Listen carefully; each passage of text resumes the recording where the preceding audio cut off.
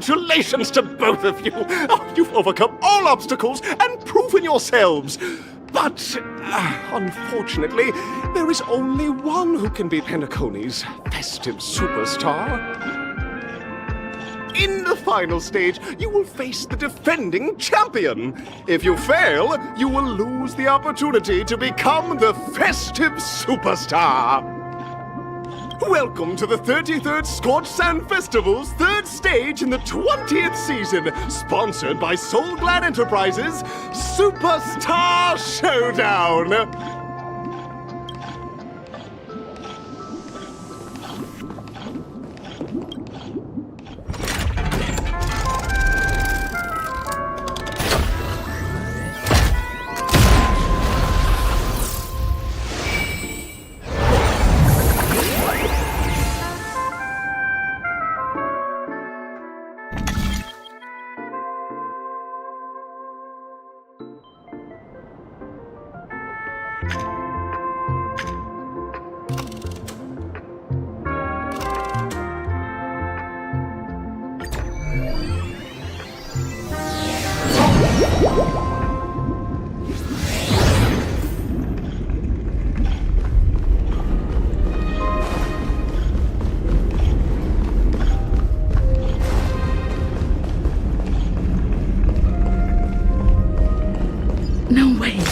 I think I just saw someone extraordinary.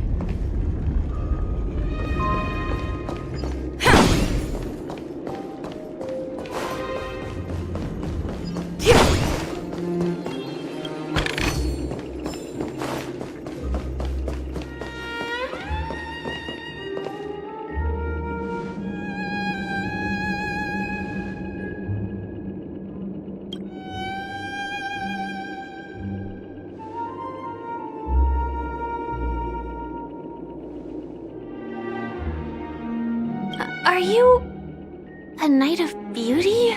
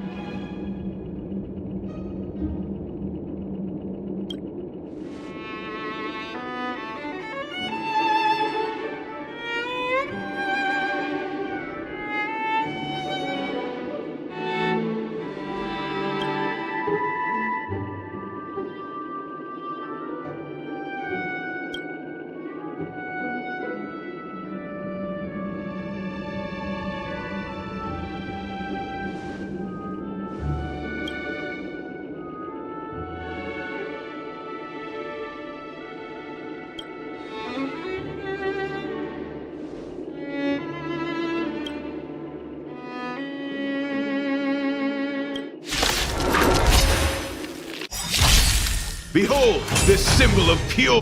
Mind your manners. Just in time.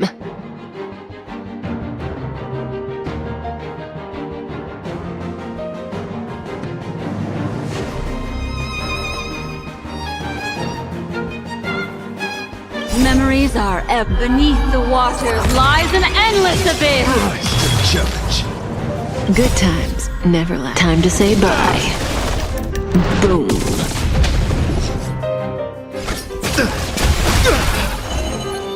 Ill fate descends.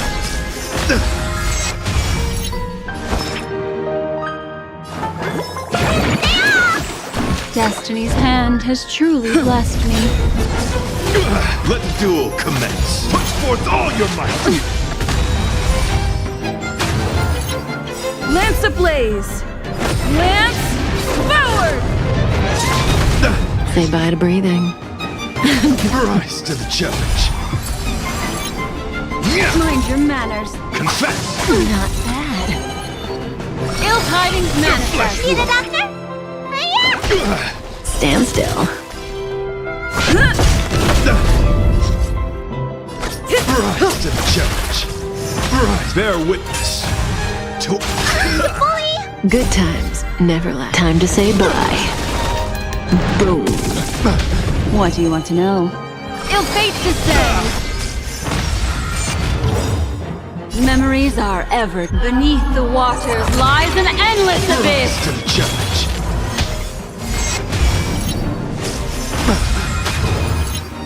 You are fighting a gentleman. Pledge thine loyalty. Rise to the challenge.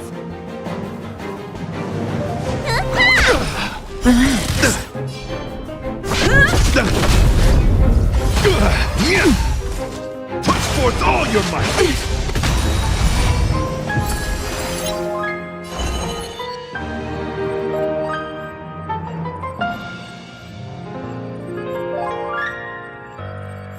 Ill tidings manifest. May as well kill them all.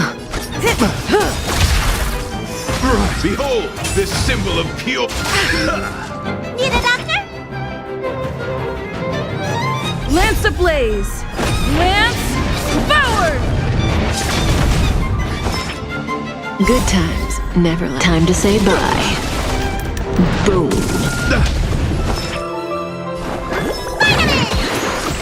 Thanks. You're too good to me. Stand still. Rise to the challenge.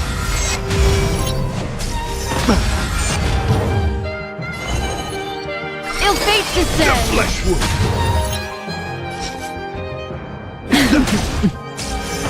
Let the duel commence. Put forth all your might. Not a scratch! Let me tend your wounds. Rise. Bear witness. You are fighting a gentleman. I'm on guard! Say bye to breathing. Rise to the challenge. Stand still. Rise to the challenge. Memories are ever. Beneath the waters lies an endless abyss.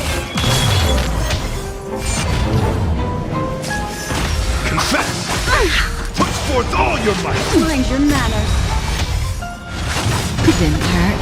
Good times never last. Time to say bye. Boom.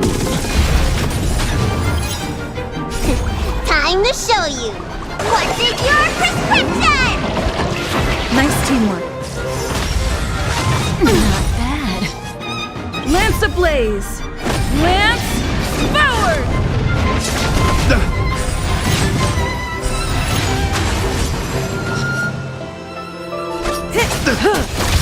Need a doctor?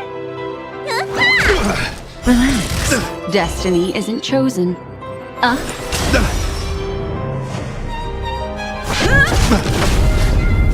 Deflect. Put forth all your might. Not a scratch! Say bye to breathing. Rise to the challenge. Behold, this symbol of pure... Let the duel commence. Thanks. You're too good to me. Ill tidings manifest.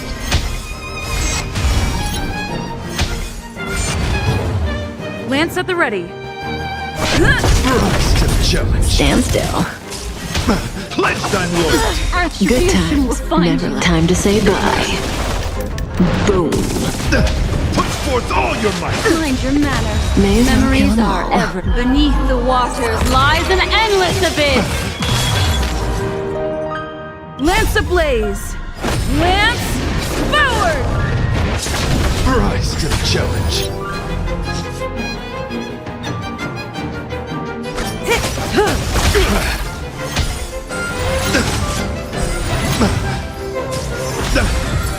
Not a scratch. Put forth all your might. What do you want to know? Time to show you what's in your prescription! Destiny's hand has truly blessed. Rise to the challenge. Let me tend your wounds. Hiya! I'm on guard. Stand still. Bear witness. You are fighting a gentleman. Good Destiny times, isn't never chosen. last. Time to say bye. Flesh wound. Boom. Ill fate descends.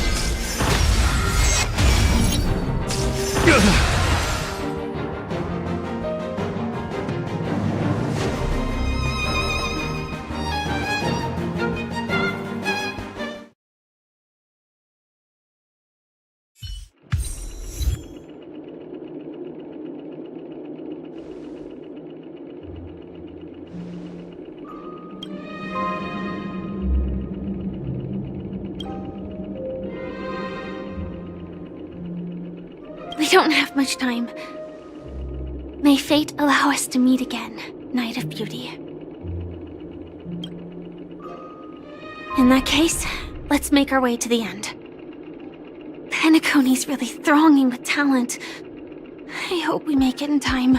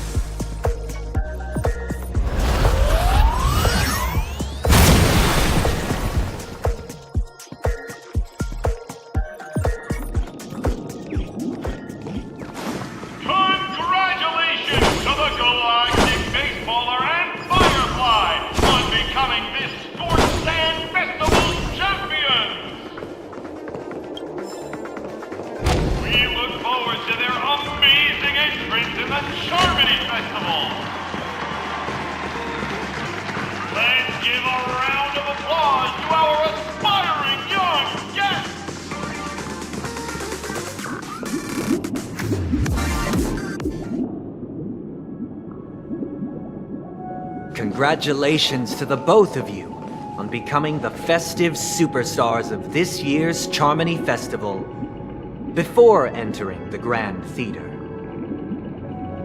I, on behalf of the organizers, extend my sincere congratulations to you, wishing you joy under their radiance.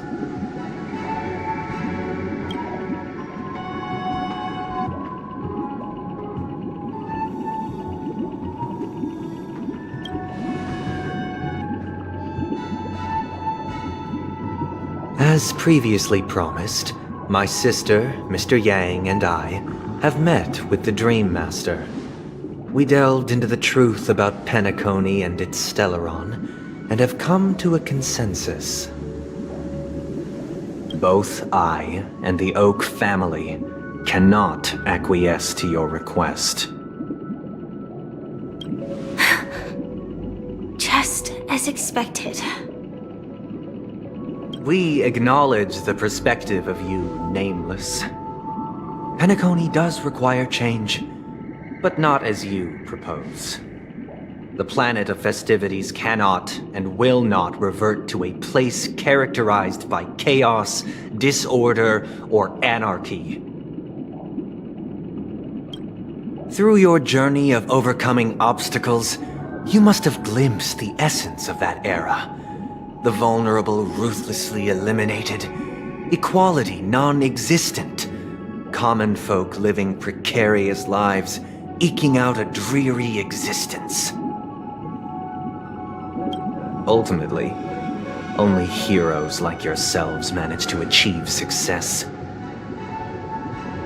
But I would dare ask, if you did not possess the special status of having a Stellaron, and you were but an anonymous and frail member among the masses, which Peniconii would you prefer? A dystopia for the survival of the fittest, or a sweet dream paradise for all?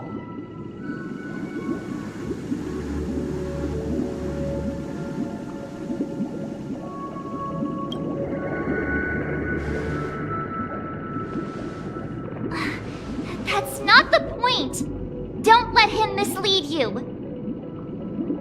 Mr. Sandey, even if the members of the Oak family can't fully agree on what to do about the Stellaron, now's not exactly the time to be holding an extensive discourse about Peniconi's past and future, is it? The Stellaron issue concerns the life and death of everyone on Peniconii. If anyone has a better suggestion, the crew is more than willing to listen. Also, it'd be best to tell us the ins and outs of that meeting. This way, we'll at least know what Welt and Miss Robin are dealing with, and the reason why they failed to make our appointment. Ah, Navigator. That is precisely my intention. With all present, let's begin by discussing the details of that meeting. Let's talk about our tribulations and choices, our ideals and beliefs, and our final course of action. The only path to take.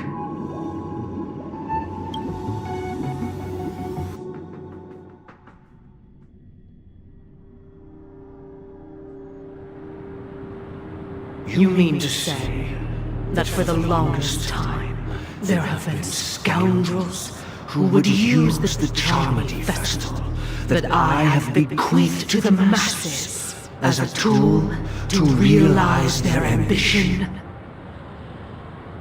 Indeed, Dream Master. Once the Charmony Festival begins, the Stellaron's powers, along with the song, will be broadcast across the entire planet of Peniconii.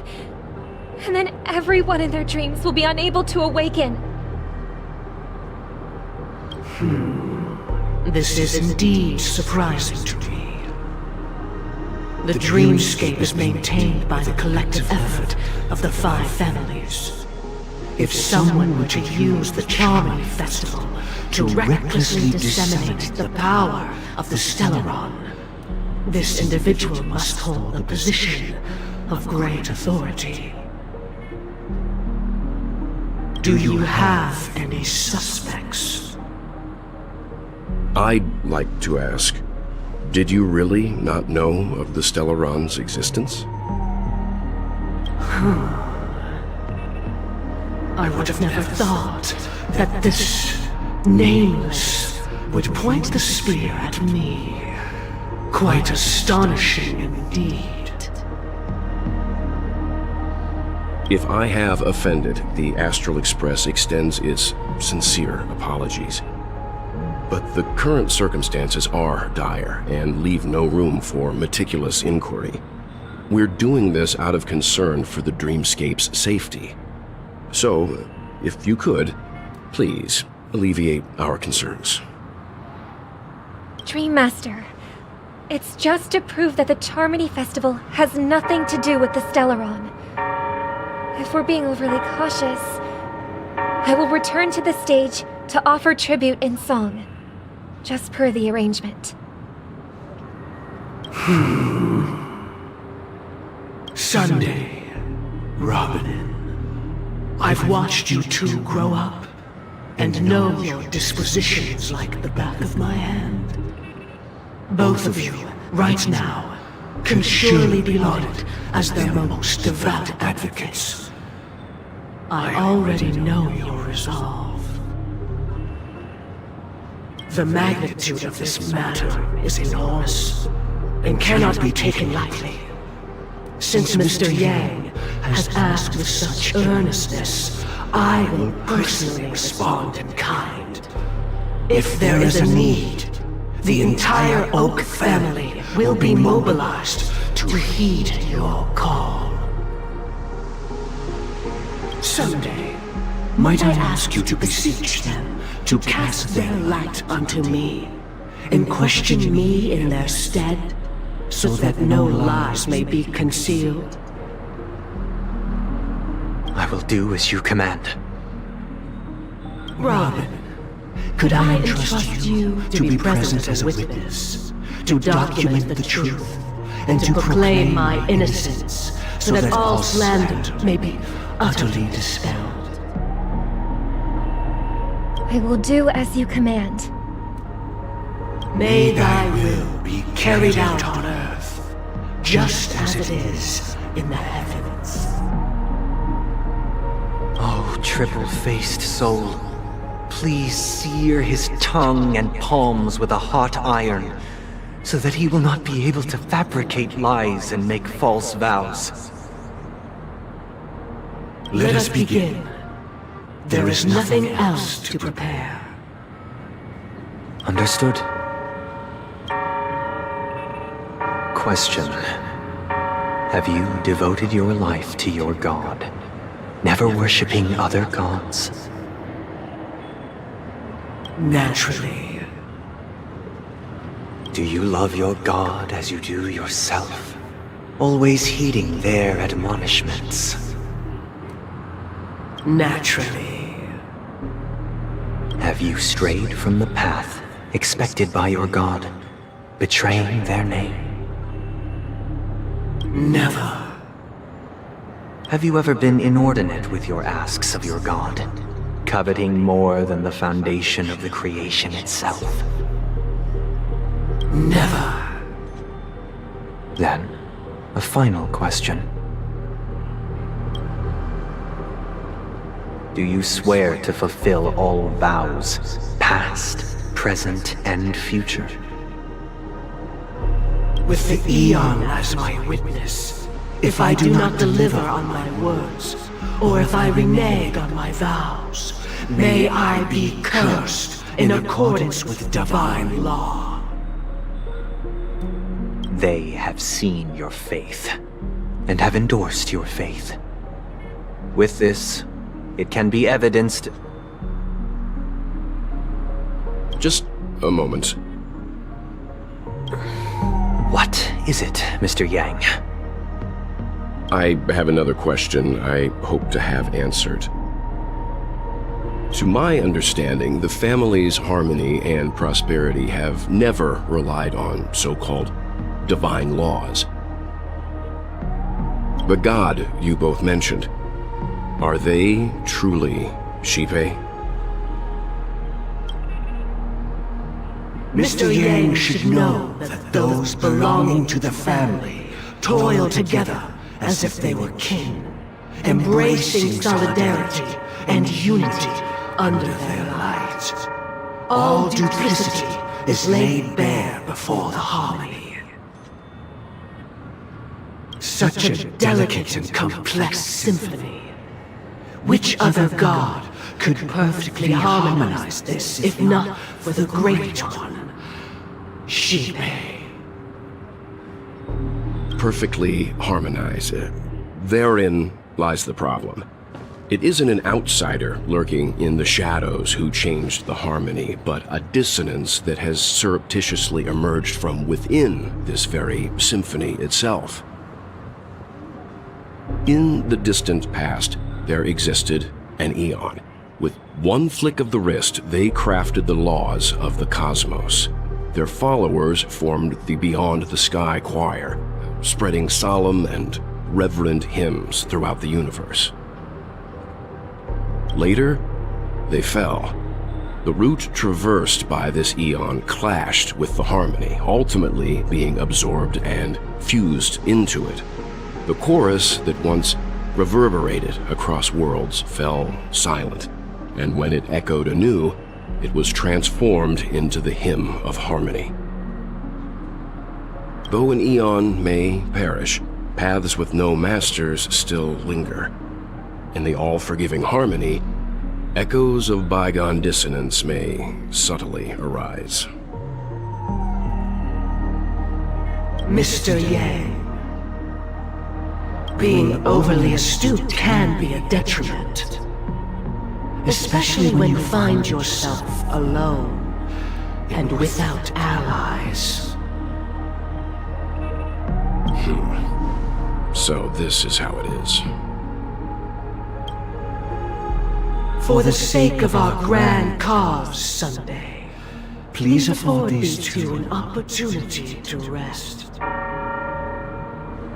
What?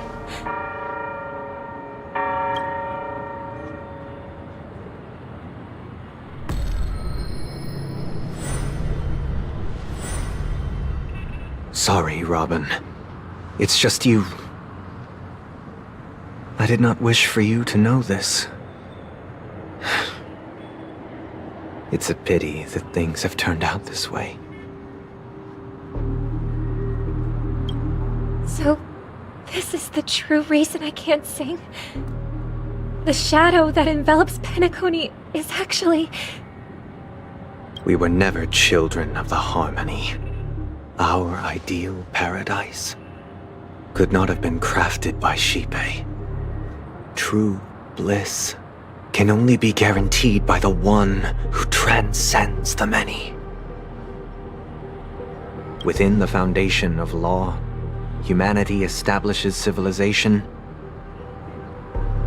and through harmony, we obtain order.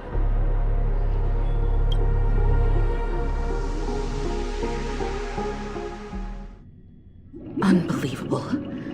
To think that there would be remnants of the Order on Peniconii. What have you done with Mr. Yang and Miss Robin? Don't worry. I just gave them some time alone to ponder their fates. You should know that these actions make you an enemy of the Astral Express. Should we need to stand against the Nameless, it would only be myself and the Oak family involved. But we haven't reached that point yet, have we? Your efforts for the justice of Peniconii are evident to everyone, and have been widely observed.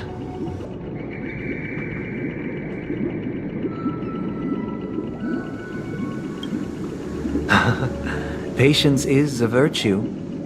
However, I won't hold it against you. On the contrary, I'm here to make my intentions clear.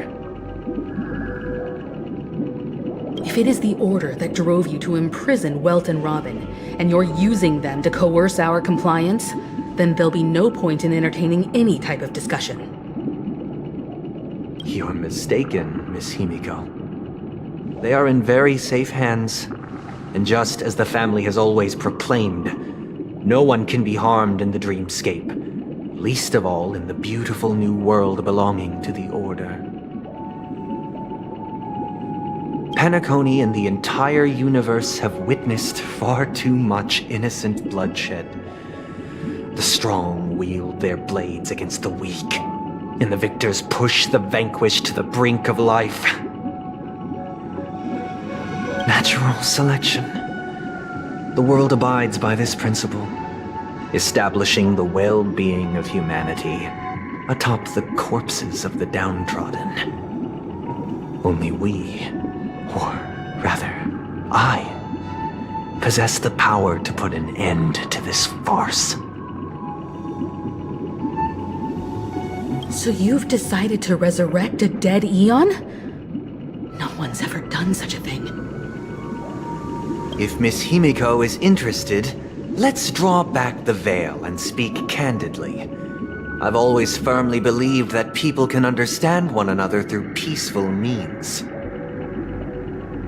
I'm willing to divulge the unembellished truth as to the intentions of the Order's Pathstriders, so that you will make better judgment for the Astral Express, for Peniconii, and for this stretch of the universe. Words can hardly do justice to the beauty of that ideal.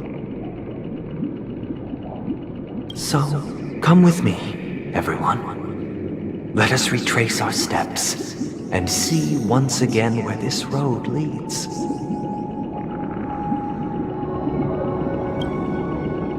Huh? Where'd he go? Welcome.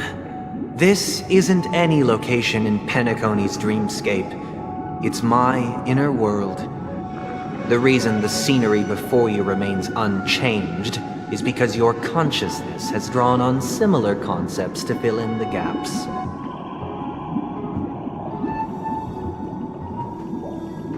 Did you do the same to Welt? It's a tuning process. Stronger in effect and more draining on the mind. The gray-haired guest has experienced it before, so she should understand what it entails. Tuning allows you to intuitively grasp my feelings, which also means that I cannot hide anything from you. Now, everyone, please look at the huge screen.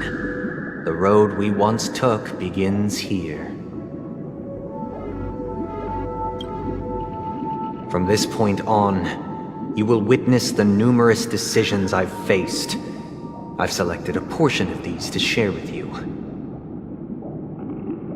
I believe after going through similar predicaments, you'll be able to better understand my thoughts. Let's begin. The first decision. A story about a baby bird. This story happened when Robin and I were very young. We were victims of the Stellaron disaster, and the family's Mr. Gopher Wood, who would later become the Dream Master of Penacony, saw that we siblings had no one to turn to and took us in. Later on, Robin and I lived a time with nary a care in the world. One day, after dinner, while my younger sister and I were lounging about in Mr. Gopher Wood's yard, we spotted a fledgling Charmony dove all on its own. That baby bird was tiny. It didn't even have all of its feathers, and it couldn't sing. When we found it, it was already on its last breath, having fallen into a shrub, probably abandoned by its parents. We decided to build a nest for it right there and then.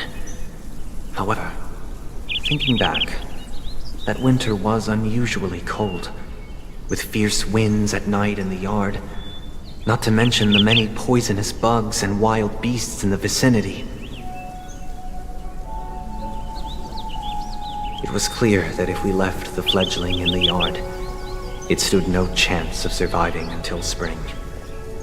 So, I suggested we take it inside, place it on the shelf by the window, and asked the adults to fashion a cage for it. We decided that when it regained its strength enough to spread its wings, we would release it back into the wild. The tragic part, something that we'd never considered, was that this bird's fate had already been determined long before this moment. Its destiny was determined by our momentary win. Now, I pass the power of choice to you all. Faced with this situation, what choice would you make? Stick to the original plan, and build a nest with soft net where the Charmony dove fell.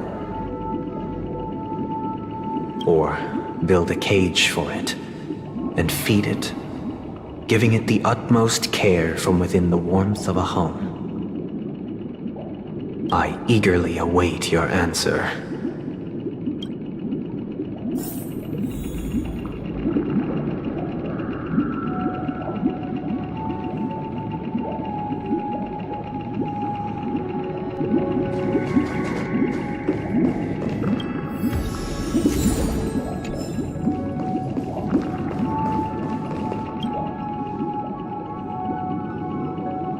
It looks like he really has no intention of imprisoning us.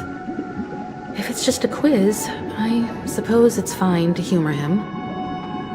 Back to the question. I would personally choose to build the little Charmony dove a cage. No special reason.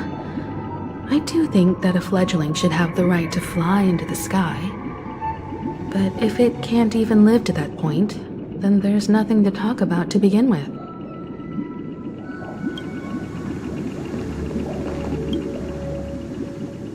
I can't decipher his intentions right now, but based solely on that question, I would probably choose to build that dove a cage. Even if I was gonna release it back into the sky, it'd have to be strong enough to fly first. If I left it where I found it, I fear it'd never get the chance to fly ever again.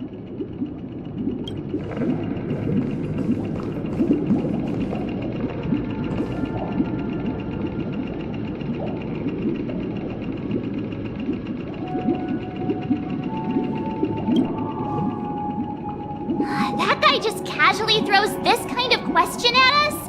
What exactly is his deal? But fine, I'll answer, I guess. If it were me, I guess I'd choose to build a cage for the little Charmony dove. After all, leaving it there, it's bound to get hurt by wild animals or something. And that'd just be too sad.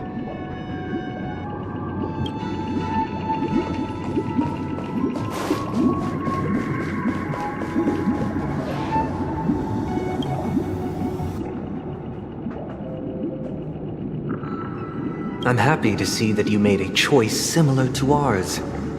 If your mind is made up, let me reveal the outcome of this choice. We passionately nursed it back to health, preparing only the best food for it every day. We even preened its feathers. Later, on the day that Robin left Peniconey, we opened the cage door and let it fly back into the sky. I watched it for a long while by the window, probably about 3 or so days. In those 3 long days, the little Charmony dove tried again and again to spread its wings to fly into the sky, but fell to the ground, only to keep trying. Finally, on the 137th attempt, it succeeded. But its attempt did not go perfectly. After flying unsteadily for a while, it fell to the ground, unable to grasp the direction of the air currents. The fall shattered its wings. It writhed helplessly in my embrace. But it was all for naught, finally succumbing to a painful demise. And in that instant, our tender care, our given love and hopes, they all became the inevitable push that sent it to its death. I deeply regret the choices we made. Next, let us head to the second decision. This time, it's the story of a dream chaser. This story happened when I was appointed as Bronze Melodia, a position exclusive to the Oak family, charged with listening to the problems and vexations of dreamscape residents, and providing them with the relevant guidance.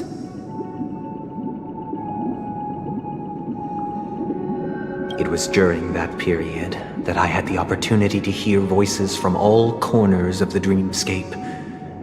Joy, sorrow, arrogance, regret. The complex tapestry of human nature that formed the world. And I was fortunate to catch a glimpse of it. He was a dream chaser, and an illegal stowaway. Just like the rest of them, he came to Peniconey in search of a better life, Except that, to most people, the price he paid, I suppose you could say it was everything.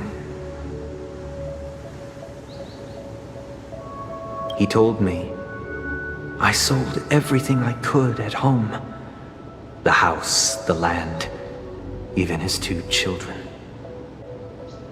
He said he could not afford to raise them, and that at least they could eat if they lived as slaves. He had a plan in place. He would buy back his children once he had made his fortune, and enjoy Penaconi's beautiful dream with them. Alas, his plan to smuggle himself was somewhat clumsy, and he was sniffed out by those pig-headed hounds. After hearing the Dream Chaser's story, I immediately appealed to the Bloodhound family to cease their pursuit. That way, at least he could live peacefully. But I was still too naive to the ways of the world. I did not anticipate that what I thought was a kind gesture would later lead to dire consequences. I'll tell you the outcome soon. For now, I'd like you all to make a choice. Will you do as I did, and try to convince the Bloodhound family to stop their pursuit, so that the Dream Chaser may live peacefully and realize his wishes? Or will you remain silent, leaving him to languish while the hounds are hot on his heels, until his inevitable judgment arrives? I look forward to everyone's decisions. Who knows? Perhaps they might even alter the outcome of this tragedy.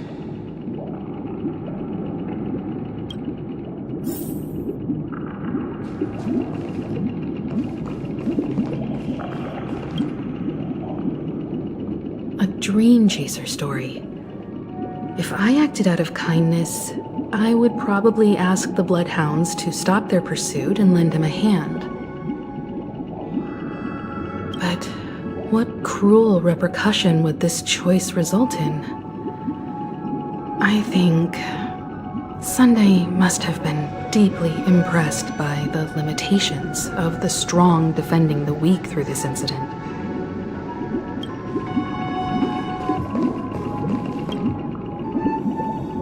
It seems illegal stowaways are really quite common on Penacony.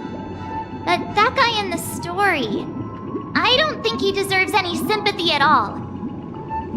He sold his kids to chase a dream. Even if he intended to go back for them, it's still insanely irresponsible. With that thought, there's only one choice. Let the Bloodhound send him back home. This person deserves to be punished.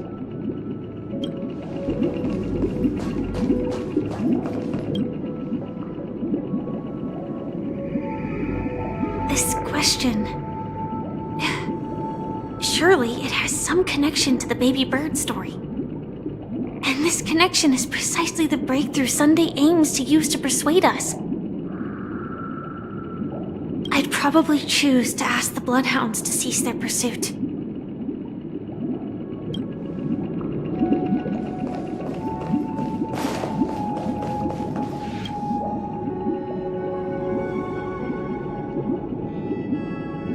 I'm honored to witness you arriving at the same decision. Out of respect, I'll share with you the dire consequences that my choice back then brought about. First, the outcome. He attained major success. After avoiding capture, he ran a business for a few years, very quickly making a name for himself, elevating his status. He might not have become a tycoon like old Audie, but he was considered a character of excellent repute. Now then, did he realize the wish he set out to achieve? No. The last time I saw him was in the real world, where the hounds were going to permanently exile him, and I was the accompanying bronze melodia. The mission was simple. listen to the criminal's repentance. He told me the reason he was in this predicament was because he conspired to usurp the head of the Alfalfa family. When I asked him about his 2 children, he instead responded with a question. What children? In the end, my heart aligned with the harmony, and the good deed I dared to undertake held no value, turning instead into a wrongdoing. It created a lamentable oppressor and countless oppressed individuals. As to your choice, I once again offer my heartfelt apologies. Next comes the third and final decision. And the story this time is my own. This story happened the day I was appointed the Oak family head. At that time, Mr. Gopherwood was the current Dream Master, and as per his wish, we had a private conversation. What surprised me was that the Dream Master had only come to deliver a letter to me. He let me read its contents, and it was a letter from my sister.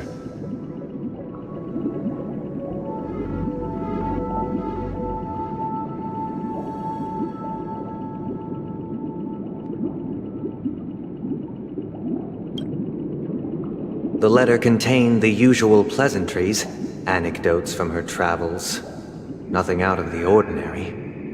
Just as I started wondering how this letter related to our discussion, the Dream Master began to speak. Do you know who wrote this letter? My sister, of course. But why would you personally visit me to hand me a letter from my sister containing mere trivialities? To help you grasp the full scope of this issue. Do you know where Robin is at this moment? From what the letter indicates, she must be in Caspelina 8, correct? She's touring there right now. Correct. Has she mentioned anything about a stray bullet? A stray bullet? What? A war has broken out on that planet. It is because of this very reason that Robin chose this destination. To spread the word of the harmony. And to save the lives of that planet. She personally made for the front lines. She hoped to ease the people's suffering with song, and was willing to brave mortal danger to deliver the IPC's medical supplies. Unfortunately, stray bullets show no such compassion. Is she all right? If the operation was successful, she should probably be recovering in the field hospital. By the eon above, the bullet struck her neck directly, yet possibly as a reward for her consistent deeds of harmony. It didn't hit any vital arteries. Once you've attended to your outstanding tasks, it'd be advisable to write her back as soon as possible. Those damned savages! I'll pack my bags right away. My gratitude for bringing this to my attention, Mr. Gopherwood. Now you understand why she always wears such elaborate neck ornaments, don't you? How could this happen? Miss Robin? It's all in the past, so please don't worry. I share this in the meager hope that you will understand the harmony's limitations and predicament. As grandiose as the strong defending the weak sounds, many times, it is nothing more than wishful thinking. Likewise, I've prepared one last question, one last choice. But rest assured, this choice will not have any grave consequences. Because this is merely a figment of imagination, a nightmare that has haunted me through countless nights. If you ever had the opportunity to make a choice like I did, would you still support Robin's journey on the path of harmony?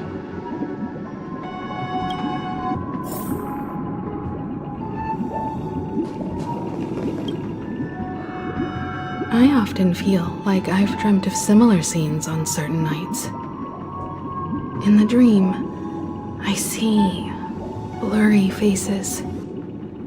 I don't know who they are, but I sympathize with all of them, fighting for survival against some unfathomable force. Their confusion and fear are lucid to me, but I also remember they chose never to give up. Just like Miss Robin. If Mr. Sunday's question leaves you puzzled, you should find the answer from your own experiences. With each trailblaze, dangers and tribulations will surely follow. But would you ever back away?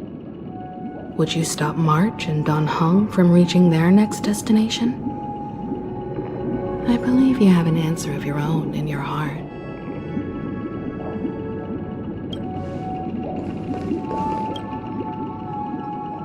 Miss Robin's courage is admirable. And here I was thinking she was just another superstar celebrity. But the fact that she's also Mr. Sunday's younger sister? No, I doubt he'd wish harm on his own flesh and blood, no matter how grand the ambition.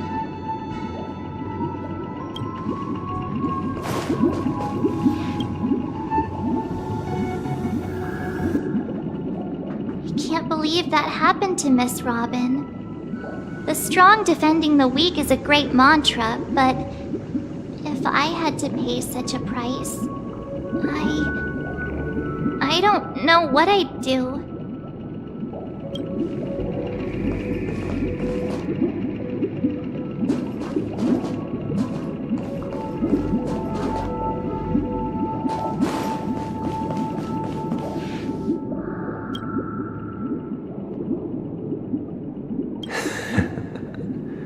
I see.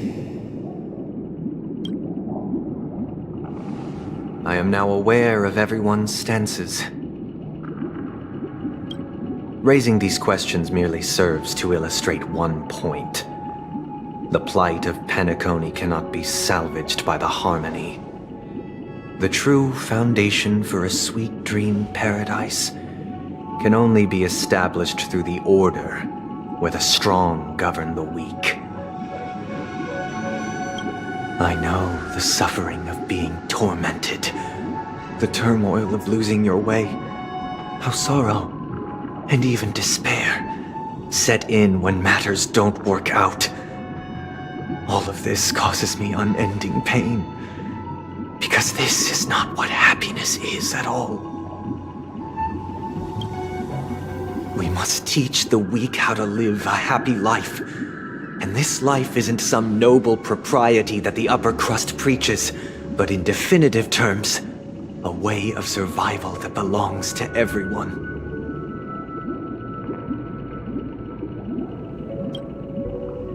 So what is your definition of living a happy life? Good question. Human consciousness is fundamentally an illusion. A cage known as self-worth. People lured in by this illusion make mistakes, yet still ask that external influences bear the burden. When one mistake after the next permeates the masses, they become impossible to trace. Thus, the amassing of these individual cages culminate to form a prison. A place dictated only by the rule of survival of the fittest. Nature is always accompanied by predation and sacrifice. Its antithesis is known as order. That is what I want to do. Unite people's happiness under the banner of order. They won't need to make bitter choices any longer, nor face the weaknesses of humanity. They can cast aside their primal instincts to build a haven for mankind.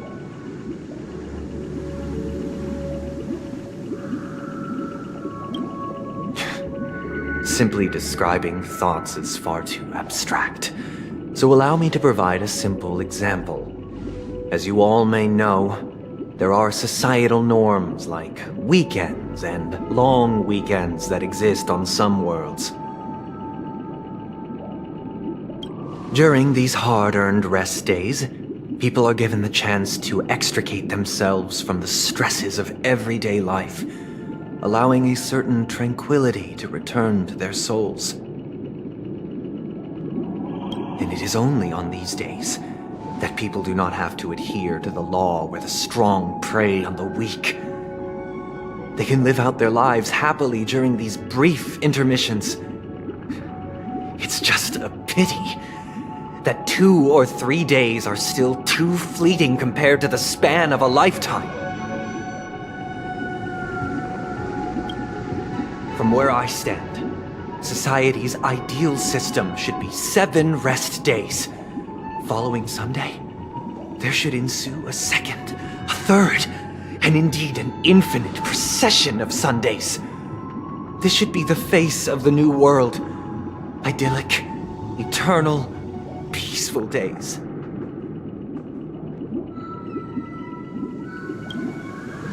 And thus, every person can return to their base selves in this utopia. Some gaze in reverence at the stars, pouring their whole beings into calculating the distance between us and the isolated world of Pagana. Meanwhile, some seek refuge in quiet corners, holding one another, unencumbered by the chains of unwelcome obligations.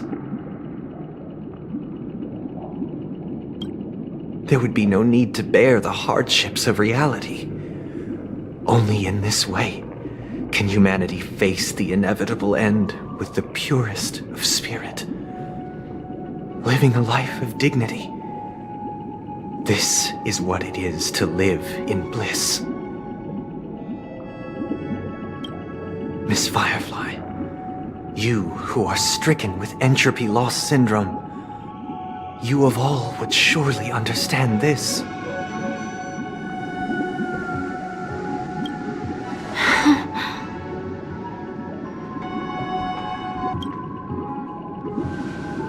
It sounds like a flawless theory.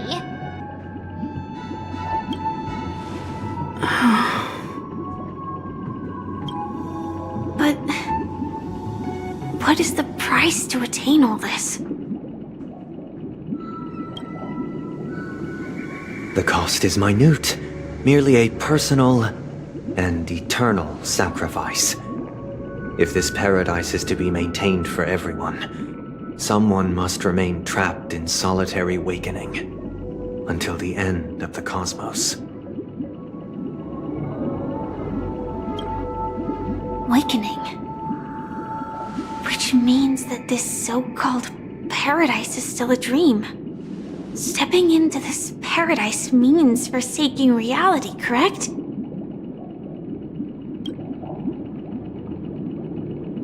It is not forsaking, but transcending. Flesh, blood, sorrow, weakness. If the physical is the root of spiritual suffering, it is only logical that we defeat it.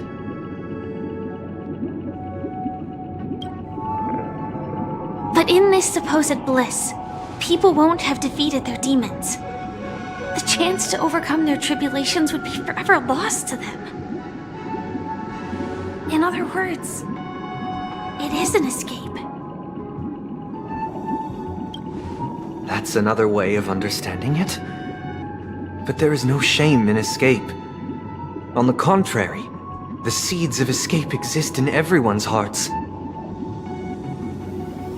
Don't you agree, Miss Firefly? And as to why we sleep, it is because we are afraid to awaken from our dreams. But this is not in conflict with the grand plan. Only in acknowledging this can we truly understand the frailty of human nature, and from there, show compassion and protection.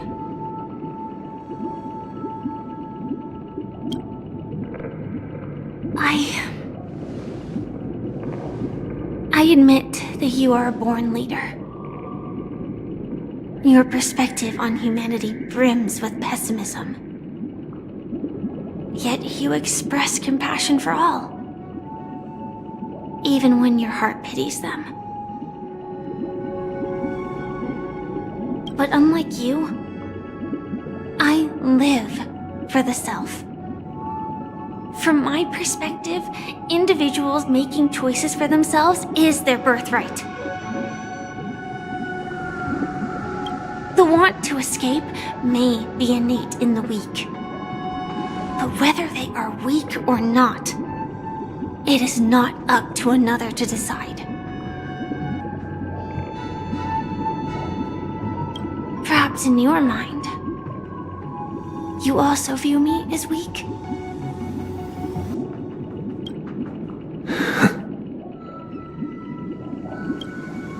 Because I don't think so. Since Miss Firefly has said her piece, the Astral Express will also naturally give you our answer. We'll leave it to you, just as Mr. McHale instructed before. Tell him our choice.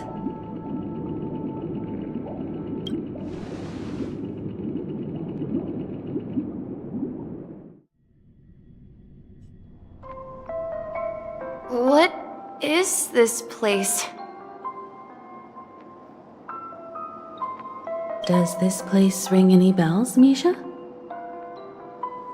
I don't know, but I feel a sense of déjà vu. What is this place? It's the realm within a dream bubble. This was left to the Astral Express by a nameless, but weirdly, when we entered it, it was completely empty.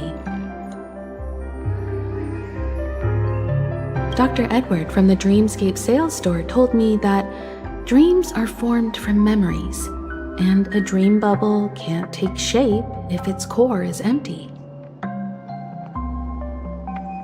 So I thought you might be able to help us in unraveling this mystery, Misha. As a hotel doorman, you know Peniconii best among us.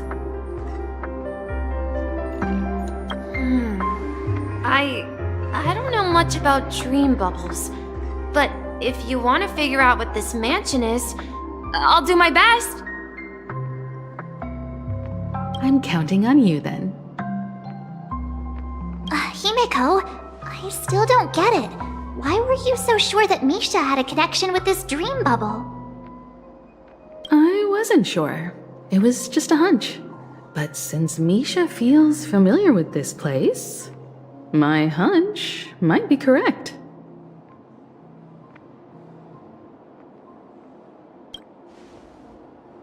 Exactly.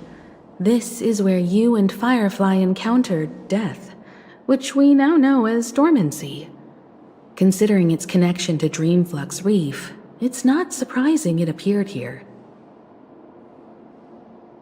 The question now is, who brought you here? Based on the clues we have so far, it's unlikely to be that masked fool, so identifying them is crucial to us. We're drawing closer to the truth once more. Let's give Misha some time, as I believe he'll unveil the secret of this dream bubble. All right, but there are doors all over the place. Which one should we choose? Do you have any idea, Misha? I guess... maybe this way?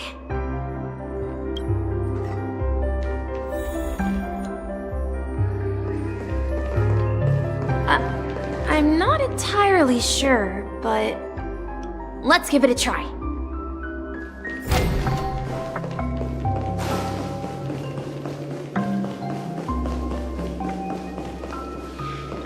Wait, you managed to choose the right door on your first try?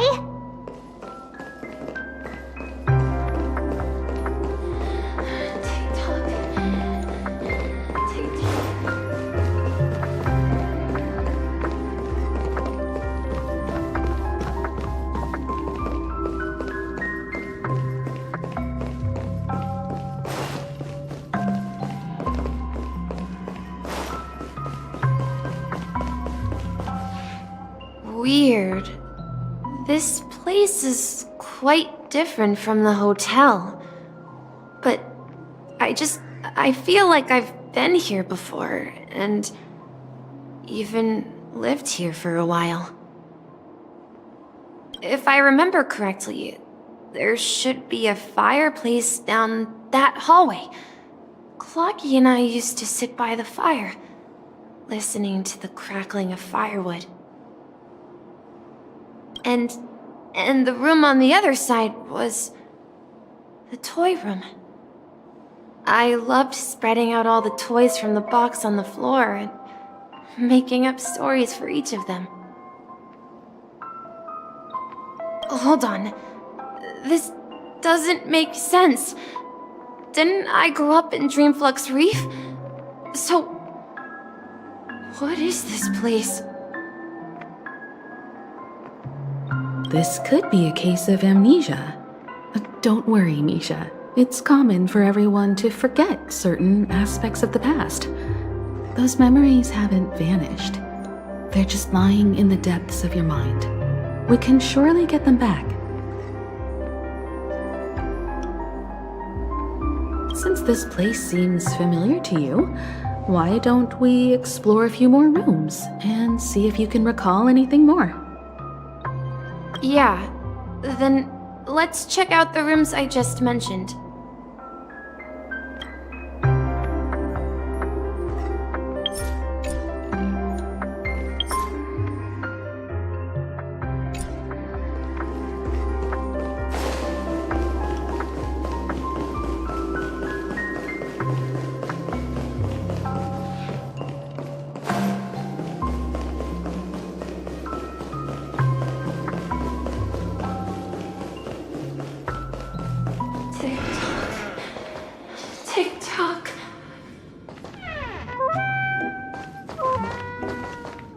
I heard some noises from the room. Origami Bird? That's a friend of mine. You and Origami Bird are friends?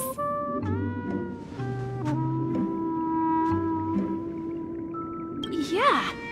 It's a member of the Compass crew, just like Clocky and Miss Mirror. And there's more than just one Origami Bird. They are a big family with lots of brothers and sisters who look the same. They follow Miss Mirror's orders and handle all sorts of jobs on the ship. They're the best sailors.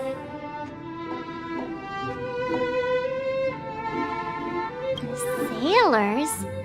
Can origami birds be sailors? Could you tell us more about the compass, Misha? The Compass is a ship bound for the New World. Clocky and his partners travel through layers of fog to the depths of the sea. Whenever there is danger, Clocky will use a compass and guide the ship in the right direction. That's a great story. But in the Peniconey cartoon, Clocky and his partners have always lived in Dreamville and never ventured out, right? Huh? Oh, that does seem to be the case. Weird. I clearly remember Clocky arrived in the New World in the end.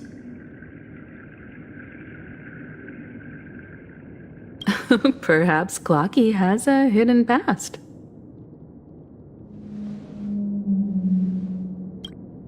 So, where has Clocky gone? Did he leave to protect Dreamville?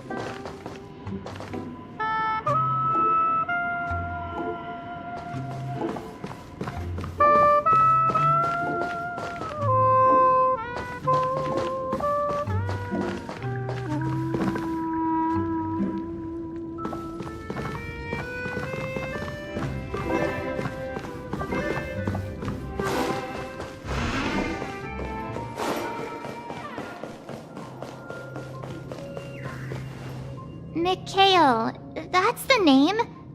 Now we all know him as the Watchmaker. So, who is he talking to? Do you know anything about it, Misha? I'm sorry. I don't know much about the Watchmaker. But, Mikhail... Anything special about that name? Mikhail is Grandpa's name. Grandpa? Do you mean you're the Watchmaker's grandson? But we haven't heard anything about the Watchmaker having descendants. And the name Mikhail is not rare. Perhaps it's merely a coincidence. Could you tell us more about your grandpa, Mikhail? Yeah, sure. He was a seafarer who fearlessly ventured into mysterious seas and storms. He was always on the sea and had lots of friends who accompanied him on his travels. He didn't want me to call him Grandpa because that would make him sound old. He believed he was still young. The name Mikhail was given to him by his parents, Mihaly and Elise, both renowned seafarers.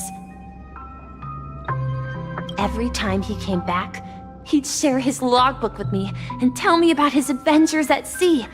I want to become a great adventurer, just like him. It appears that the seafarer has nothing to do with the Watchmaker.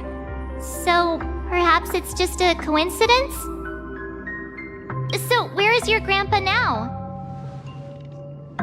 He went off on a new journey, and it's been quite a while since I last saw him. I think I hear the sound of water. You once mentioned there's a magnificent fountain up ahead.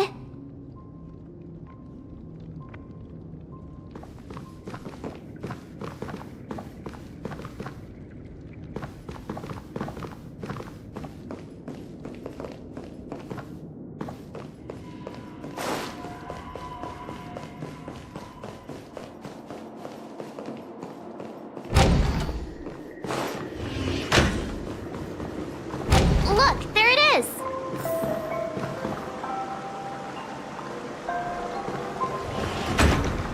The water resembles a precious jewel, embedded in the dreams of all seafarers. Every time I gaze at the shimmering lights beneath the waves, it feels as though I'm back in this place, standing by your side. Have you recalled anything, Misha? Yeah, I saw these sentences in Grandpa's logbook. He used to say that despite the perils of the sea, whenever he stood on the deck in the afternoon, overlooking the sparkling waves, he would think of this fountain in front of his house. He often said that those moments felt like returning to his family's side, and the difficulties at sea didn't seem quite as challenging. You know, I quite understand such sentiments.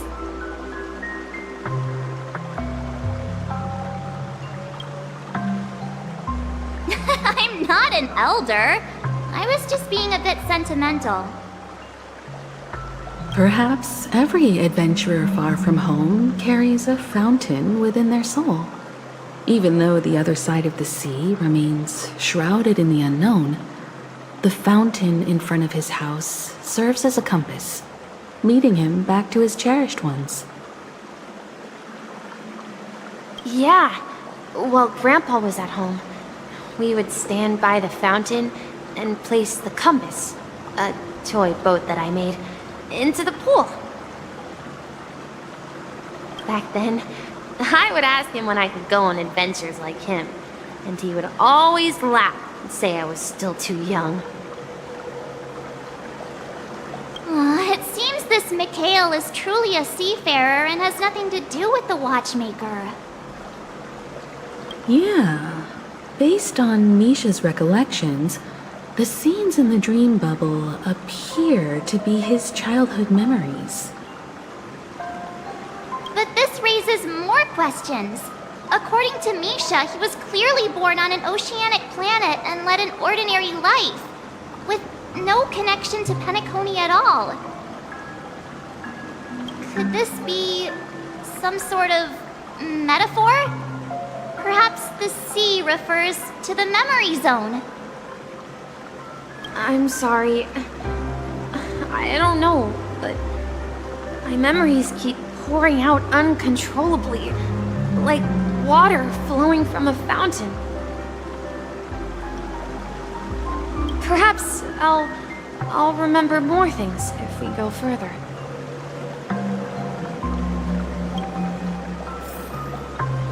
Just share your burden.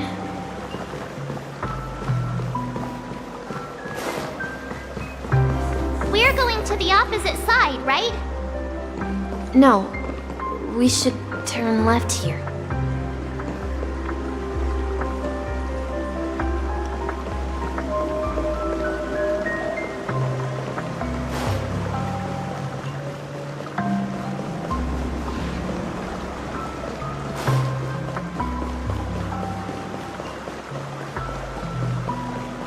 Huh? Something feels different about this place. This is it. I remember this corridor. I want to go too. Up ahead is Grandpa's study. It was in that room that I saw him the last time. Will you come back?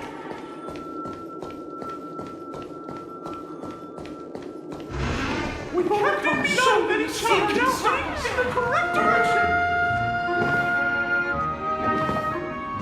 The atmosphere in this room feels totally different. Misha! You finally come! Clocky! You're here! Huh. Yeah. This is the room where we first met each other. Are those books on the bookshelf logbooks left behind by that seafarer? Yeah. Whenever he came back, he placed a logbook on the bookshelf in his room. They contain records of his expeditions to every corner of the world. He described our world as a fountain. At some point, the sea started to gradually swallow up the land where people lived. To ensure that everyone had land to settle on, he had to continue exploring the sea and search for the source of the rising seawater. On that day, he called me to his study, telling me that he was embarking on another journey. However, I could sense the gravity in his expression. It was the same look I had seen on my father's face before his final voyage. I asked him if I could go with him, but he said that my adventure lay elsewhere and told me to stay home and patiently await a certain sound at the door. What sound? He told me about a vast ocean in the sky. An ocean of stars. He spoke of a train that transports children with a desire to venture far away, traversing the sea of stars without ever stopping.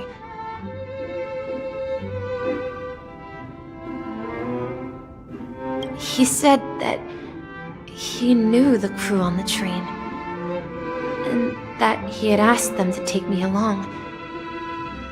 He said the journey I had always dreamed of would start there. A train? Could it be? It's the Astral Express! I remember now. Grandpa's friends are a group of nameless who came to this world to resolve a disaster caused by a star. Then, he gave his pocket watch to me. It was his cherished treasure, appearing in every one of his adventure tales. He explained that difficult times were ahead, but assured me that the watch would guide me. He said, as long as I kept moving forward, I'd eventually reach my desired destination. And then, it was as if I heard the distant sound of a train whistle echoing throughout the room. Exactly, Misha! And then we followed that whistle, didn't we? Yeah. I think I can still find the way we took back then.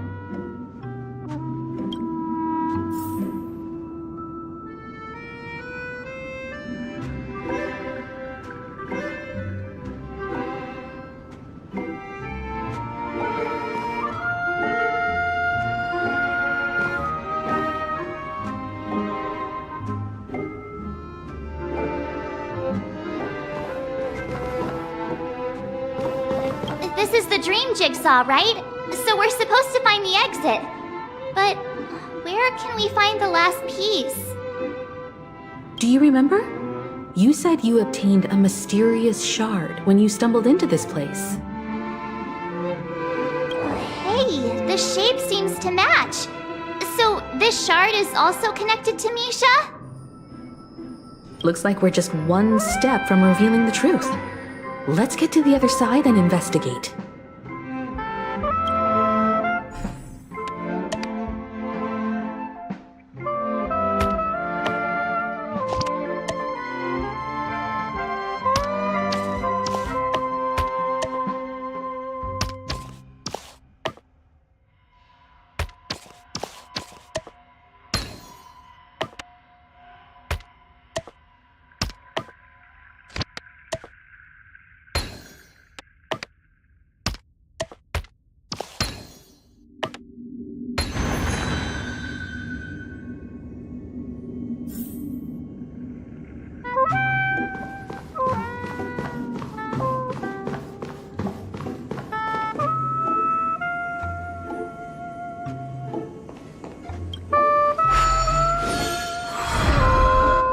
This is it. This is my room of clocks. While I've spent my time waiting for Grandpa to return from his voyage, Walter gave me this workshop, and it became my secret base. Here, I learned how to repair clockwork and gears out of my fondness of precision mechanics. In my dreams, I was the captain of the compass, embarking on adventures with my companions, Clocky and Miss Mirror, in search of the new world. I was born and raised here. So, this building in the dream bubble is your childhood home? Yes, but not exactly. To be more precise, this dream bubble itself is my home. Looks like you've remembered everything now. Why does it feel like everyone else knows something I don't?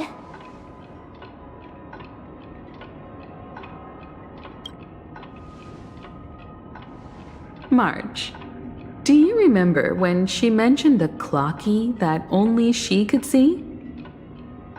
Yeah, the little guy here, right? But we all saw him in Dreamflux Reef, right? And Mr. Yang even greeted him.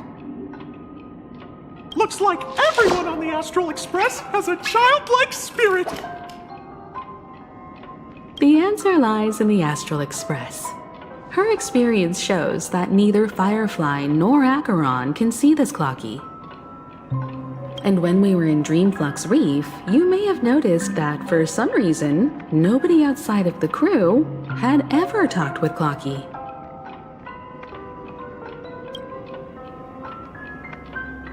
A mimetic life that can only be seen by a select few. It's just like a hidden message left by someone for the nameless. But Misha can see Clocky too, right? They even grew up together. But Misha hasn't started the way of the Trailblaze yet. That's the key to the mystery, March. Now take a moment to recall. Have you ever seen anyone outside of the crew interact with Misha?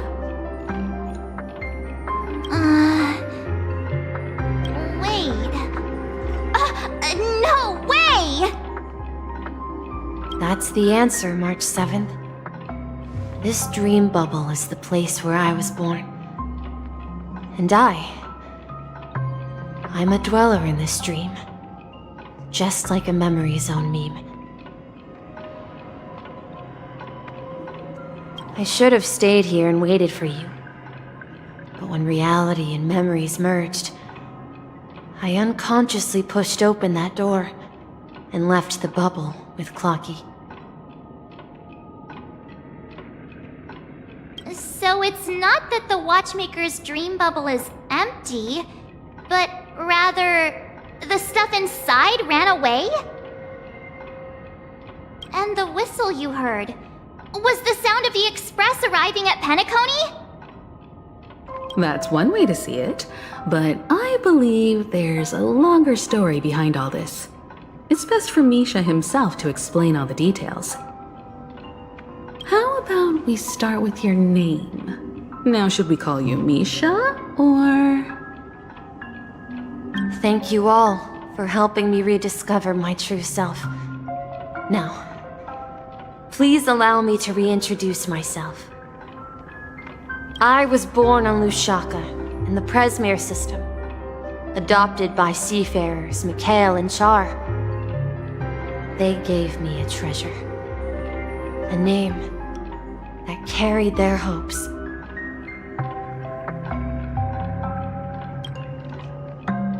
Mikhail Char Legwork, or simply, Misha. If you prefer, you can call me by a more familiar name, the Watchmaker. So, you're the Watchmaker himself?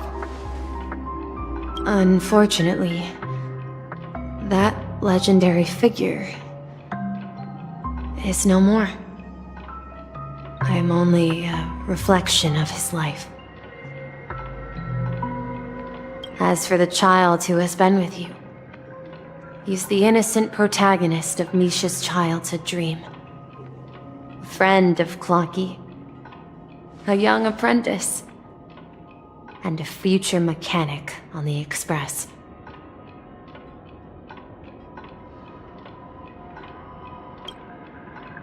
And this also marks the beginning of his journey, devoted to the Trailblaze.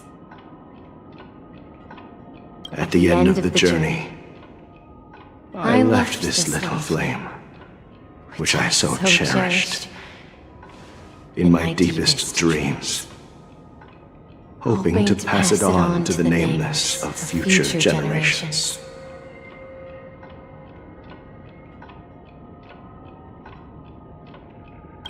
However, he somehow left the dream bubble and forgot all about his task. I apologize for all the confusion this caused. Because he was born with a desire to trailblaze, wasn't he? I don't think Misha has forgotten his role as a guide. He remembered it, and that's why he mistakenly appeared as a hotel doorman in her dream from the very beginning. The one who brought our unconscious friend here must have been Misha. If that's the case, we encountered the Watchmaker's legacy from the beginning, didn't we?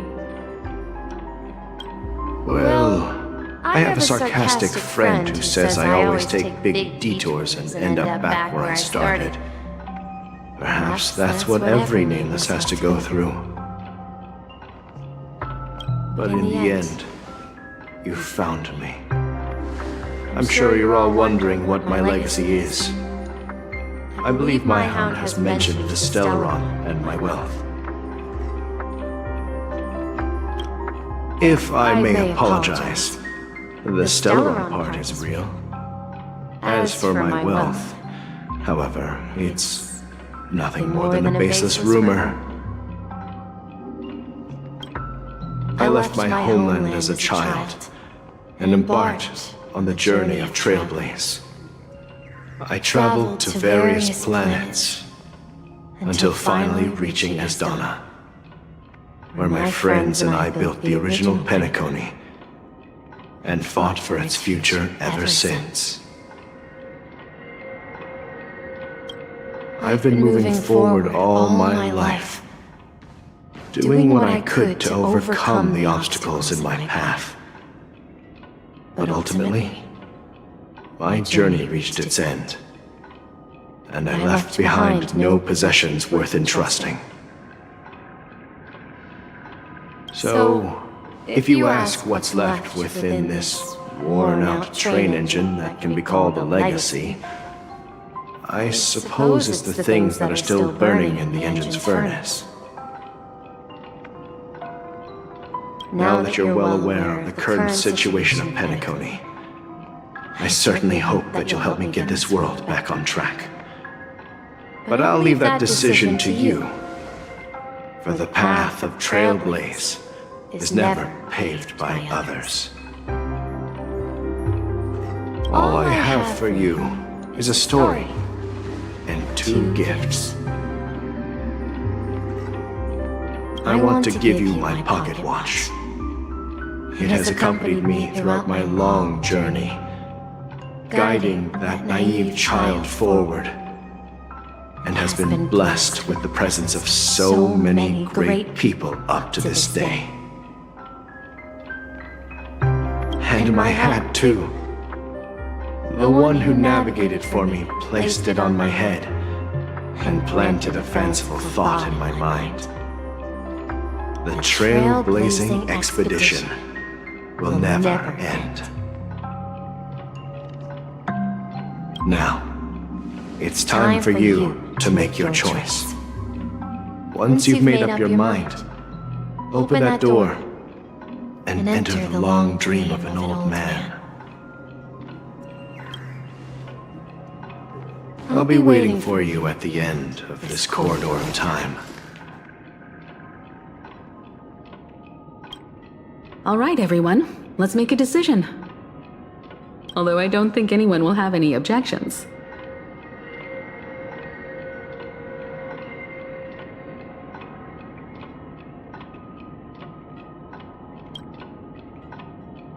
Oh, come on, stop joking at a moment like this.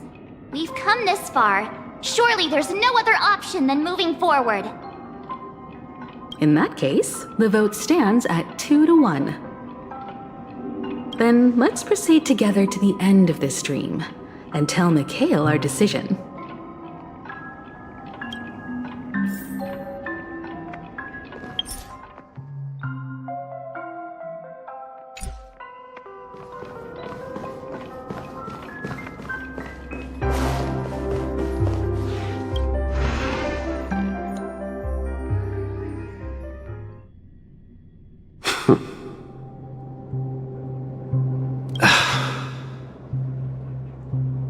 Kale, where are you going? Someone has to step up and save Lushaka. So why can't it be me, Misha? Please don't go. And if you must, please take me with you. Don't leave me alone. Even without me, you know how to proceed forward, brave Captain Misha. The compass is waiting for you. Haven't you always wanted to be a better adventurer than me?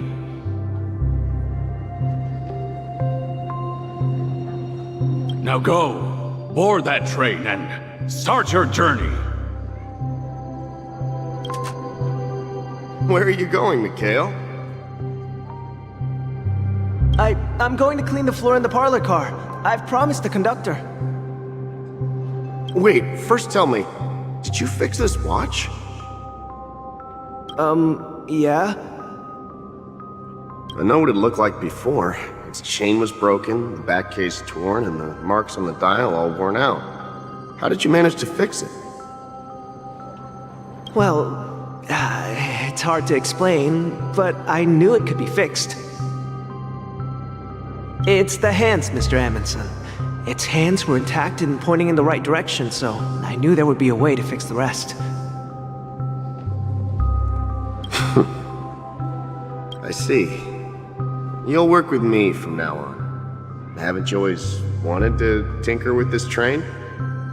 You're its mechanic now. As for the conductor, I'll do the talking. But I only know how to fix watches. Don't worry. You've got what it takes.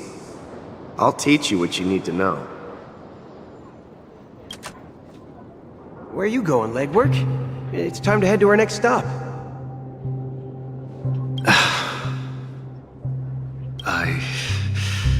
I'm staying in Astana with Rosalina and Tiernan. I see.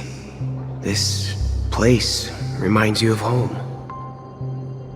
The people of Astana have only achieved a tiny victory and still have a long way to go towards true freedom. Hanunu needs us. Don't worry, not all journeys lead to the stars. Even if I leave the Express, our path of trailblaze will continue. Yeah. I knew you wouldn't stay on the Express forever. Leave in peace, my friend. And, take this with you. This is Mr. Amundsen's hat. But why? When he departed, he said he would leave it to his best student. Well, I suppose the time has come.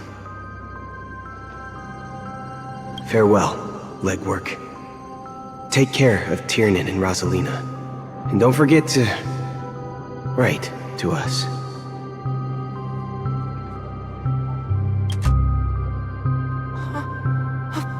Where are you going, watchmaker? Don't worry, Micah. Just going on a little trip. Someone has to be at the forefront of the interstellar frontier, and I'm the only former nameless in Peniconie. So why can't it be me? Because you're all we have! Have you forgotten about Tiernan? The cosmos is way more dangerous now. What will happen to Peniconie if we lose you too?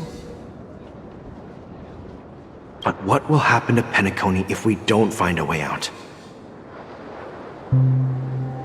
Tiernan. How could I ever forget him? I've spent countless sleepless nights asking myself why I didn't go with him back then. We Nameless won't stop. Don't worry, Micah. It's just a matter of getting back to my old profession. Just wait for me to come back. But if, and it's a big if I don't come back in one piece, then you'll become the next watchmaker. Where are you going, old man? Oh, you're here. Answer my question. What are you up to? Relax, Gallagher. I just came up with a great idea. Wanna hear it? Oh, come on! Aren't all your ideas just ways to get yourself killed? I may be blunt here, but you're the last remaining hero in Peniconie. If you die too, the secret of the Stellaron will go to the grave with you. Yes, I'm afraid there's no way out in Peniconie, so I'll have to consider alternatives beyond Jadala. We'll organize a festival using the Watchmaker's legacy as a facade and send invitations to the entire cosmos to gather people here. So, a desperate struggle against the family? Desperate? Don't we have you here, my friend? This task is challenging, but what hasn't been challenging for us along the way? Well, whatever you do, remember, make sure to send an invitation to the Astral Express. Misha! Where are you going? Oh, it's you, Clocky. Take me to Dreamflux Reef. Last night, I had a long dream about the day we met. I want to write down that dream. Write it down? Why? Oh, so I won't forget it. Do you remember how you got your name, Clocky? Of course! You told me that when you were a kid, you lived in a room full of clocks. Those wall clocks and pocket watches grew up with you and were your best friends. Yes, but what I didn't mention was there's a funny misunderstanding behind it. I was a kid, and there was always a special pocket watch in my memories. It was with my grandpa, guiding him on his sea voyages and leading the way in his every adventure story. I wanted to have a pocket watch like that too, and that's when you appeared in my dreams. Yeah. Every night, we boarded the compass and set sail together. But you know what? It wasn't until the day my grandpa gave it to me that I realized it wasn't a pocket watch at all. It was a compass. So, your name should have been Compassy. And the watchmaker is just a nameless.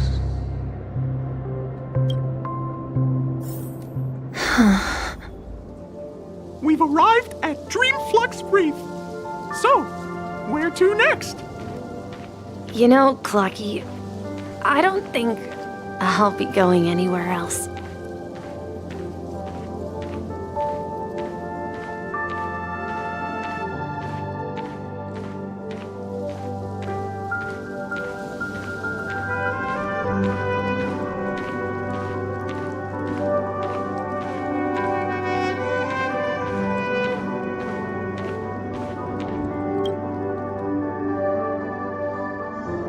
Traveled far enough.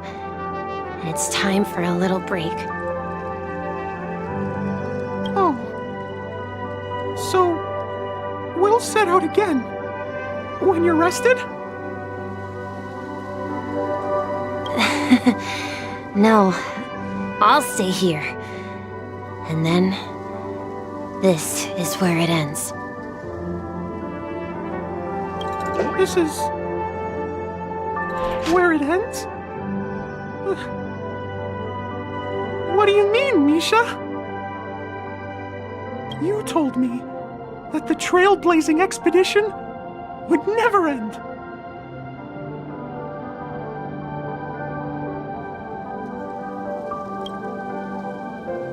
Yeah, that's what I said.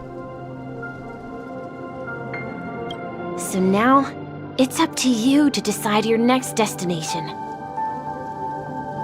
My next destination? What's that supposed to be? I've been following you. Misha? You're acting weird today. If you're feeling down, we can just do what we usually do. With the clockwork.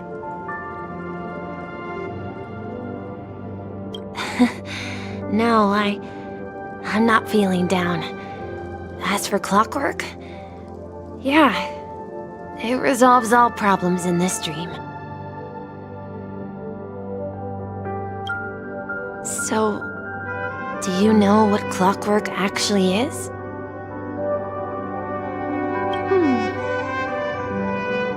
I'm not quite sure. Well, everyone gets lost at times. They may hesitate and doubt which way to go. That happens in this dreamscape and beyond. But don't worry. Everyone goes through moments of uncertainty and hesitation. Eventually, they gather the courage to make bold decisions. Whether it's calming, joyful, angry, or sad, all they need is a little nudge to take that step toward where they truly belong. I'm leaving that little nudge with you, and I hope you'll share it with others. Such is the essence of clockwork, the will of the trailblaze.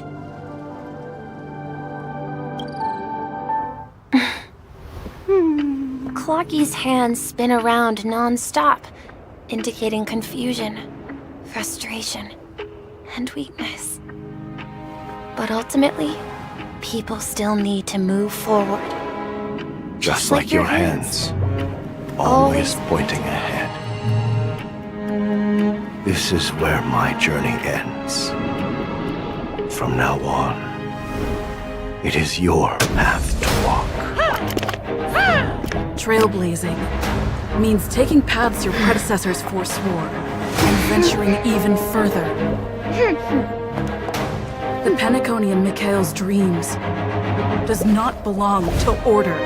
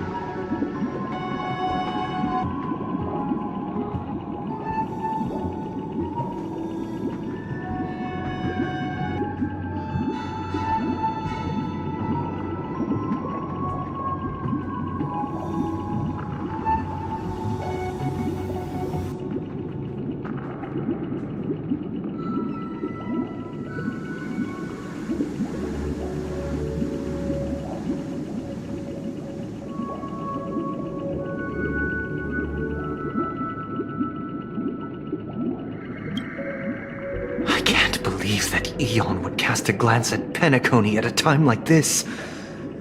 Is it because of the resonance from the legacy of the Trailblaze? Or perhaps the bond between you is so strong that it even impresses an Eon? Well, there might be another possibility. Perhaps they want to witness, on behalf of the fallen eons, who will hold the future of Peniconie.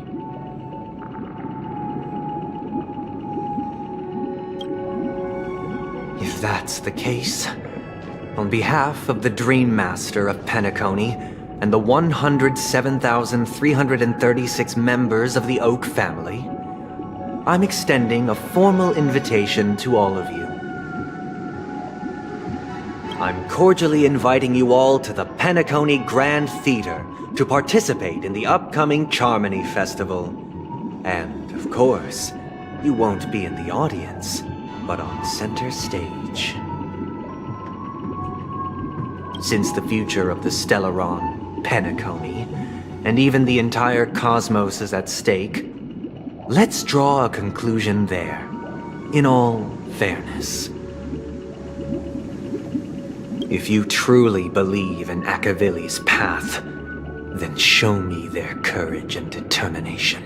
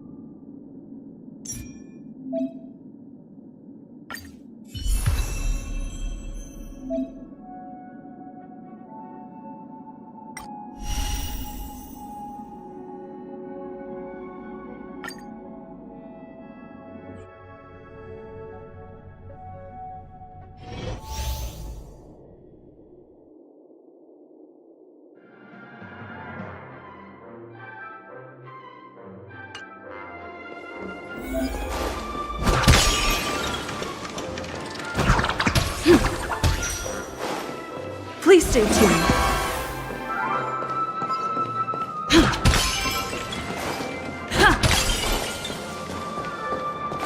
We need a strategy.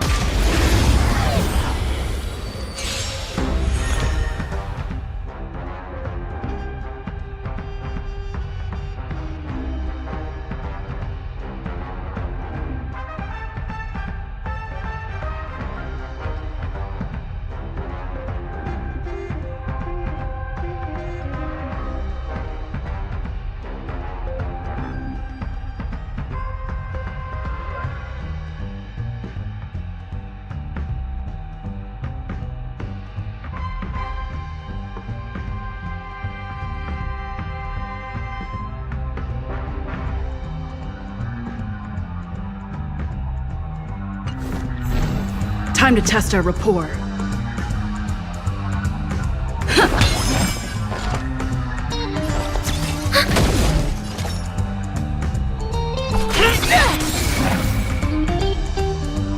How's this taste? Great teamwork. Oh, what if it hurt? Let's improvise. Do you admit this crime? Enemy data secured. Net markers activated. Time for a good old counterattack.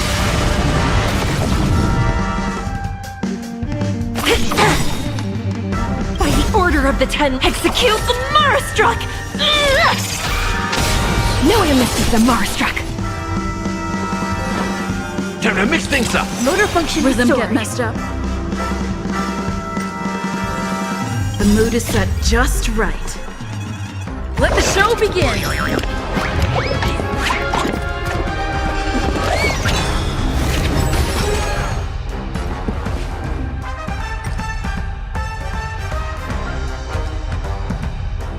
Dreams do come true! Enemy targets detected. Ready for another? It's time! In the mood for another beating? Stay in step. Let's improvise. Commencing support.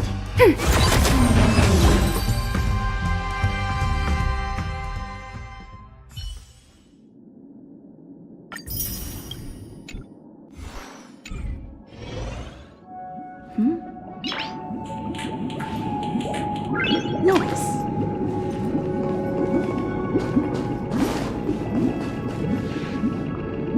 Does that mean he wants to fight us during the Charmony Festival? I'm afraid so. This is weird. Aren't Arc villains usually plotting some dirty conspiracy in the end? But he actually said something like, "In all fairness."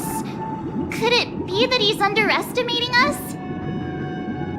Well, in my opinion, Sandey is deeply committed to his own philosophy and genuinely wants to prove that the Order is right.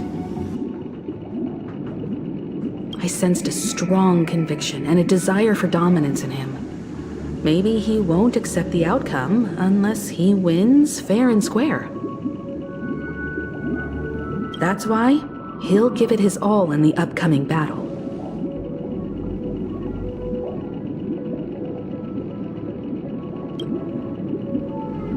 Yeah, you're right. We've even dealt with a Lord Ravager of the Destruction, so a follower of the Order won't be a big deal. Anyway, we can't leave the Stellaron unchecked. This is about trailblazing a bright future for Peniconie and fulfilling Mikhail's and his predecessors' long-cherished wishes. Now that we've taken up the mantle, we can't afford to fail them. However, the same applies to the Order. Their plan didn't materialize overnight, and they have the profound collective consciousness of the planet of festivities behind them. A desire to dream, to slumber and escape reality. All those hidden emotions have given birth to the sweet dream of the Order. They've harnessed the will of an entire planet to create an eon. This confrontation is far more complicated than a simple power struggle.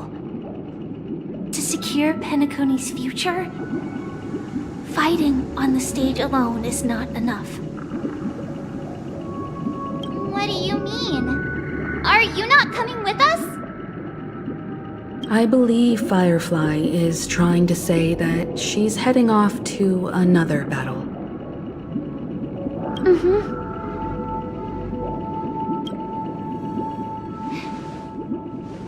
Before I left, the Destiny Slave told me that this journey would bring unforgettable rewards. Even though the script he gave me only had a few lines, I couldn't ignore them.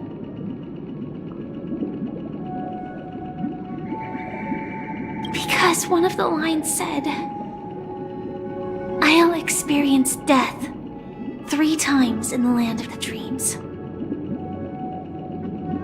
3 times? This can't be serious, right? The first time was a painful death when I was stabbed by the Blade of Dormancy, which led to all subsequent events. The script will always come true, but in a way that will only be revealed when that page is turned. So now I've understood the meaning of my second death. And I am prepared to face it. If all goes well, my efforts will provide crucial support for you. Only by achieving victory in this battle can we secure a future for Peniconie. And only then, my third and final death won't come true in the most terrible form. The most terrible form? Does that mean... The true death, where everyone in Peniconie loses themselves completely in the eternal sweet dream of the Order. We must do everything we can to prevent that. Have you made up your mind, Firefly?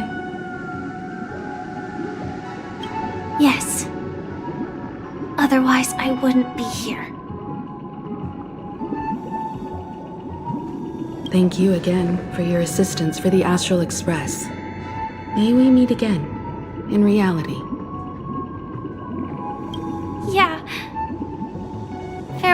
everyone. May your trailblazing expedition never end.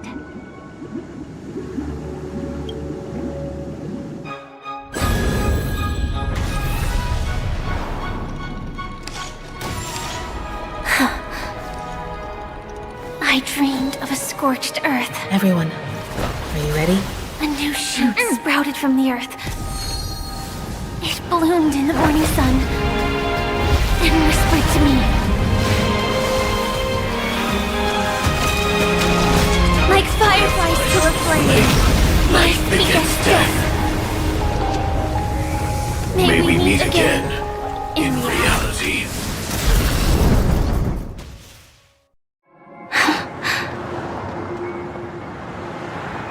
After today, Japella's name will disappear from cosmic history, and the Everflame Mansion will take its place. In the not-too-distant future, you'll receive an invitation. That's your next stop. Land of the Dreams. Penaconii. I hope you find whatever you seek there. Be it answers or salvation.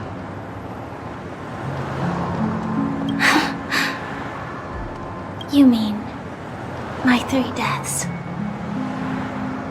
Silverwolf told me about it. It's such a shame that it's not part of my script.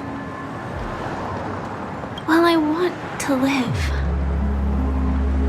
I'm never afraid of death.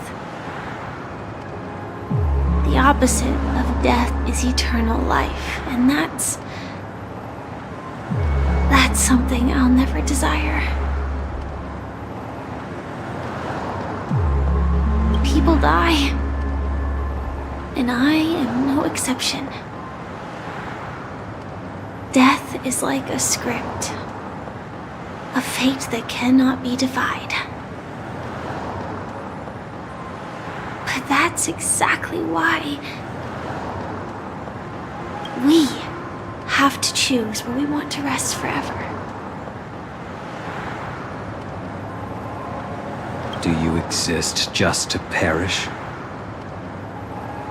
Are you not the same, Blade? The end you desire is not one dictated by others. If I were to die now, I would only be a weapon. I believe I should die as a human. Though its definition escapes me, isn't this the answer that ordinary people look for their whole lives? A name that can be carved onto their tombstone.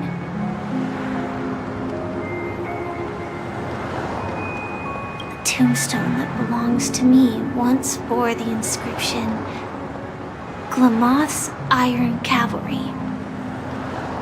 Then it changed to Stellaron Hunter.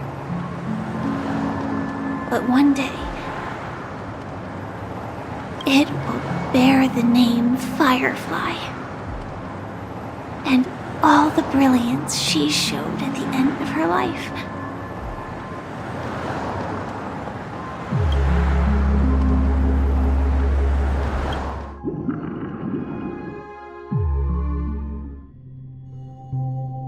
That's quite unexpected, old man.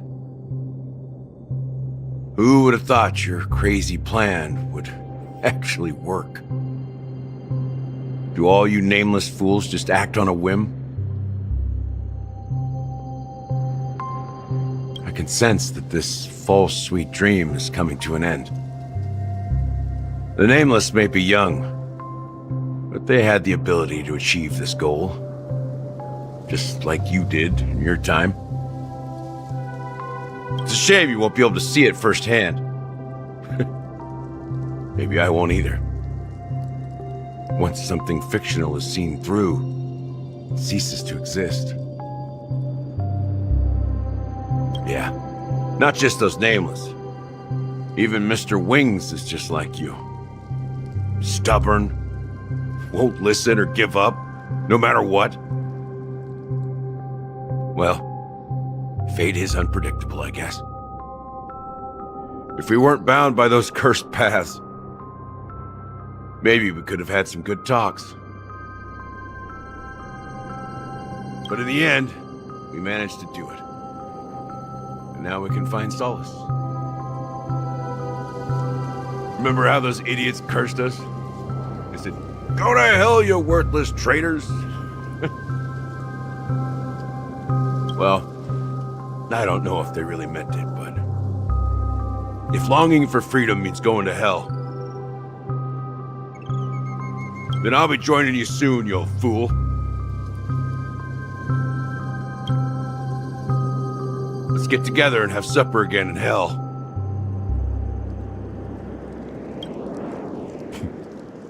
Oh, I almost forgot. There's one more thing. Here's to you. A glass of hello and goodbye, Trailblazer. To the imperfect tomorrow.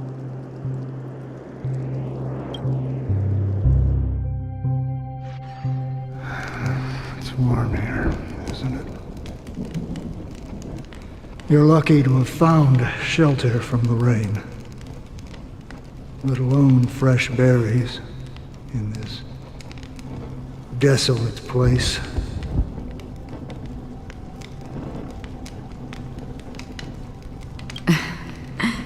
I was just following the scent of life. It's particularly strong in a place like this.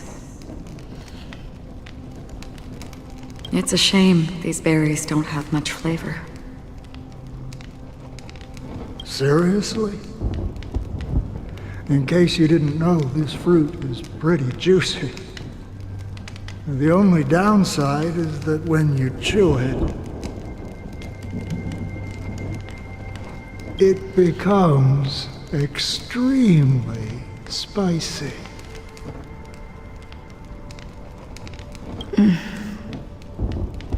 Have you lost your sense of taste?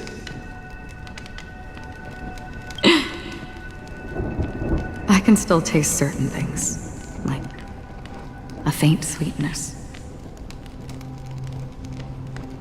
Before coming here, I stopped by a place called Orkron. It had barren cliffs and nights lit by bonfires. Burgundy snow would fall from the sky, and when it landed on my tongue, it tasted like raspberries. The flavor wasn't exactly sweet, but it left a lasting impression. When I think back on my past, I realize that what's tying everything together isn't the big events, but rather these small yet unforgettable moments.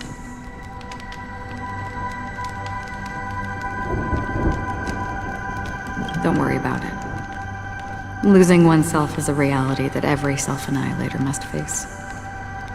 At least I haven't completely lost my senses and memories yet. Well, congratulations on adding another footnote to your journey. By the way, are you always alone? No, I had a companion in Orkron.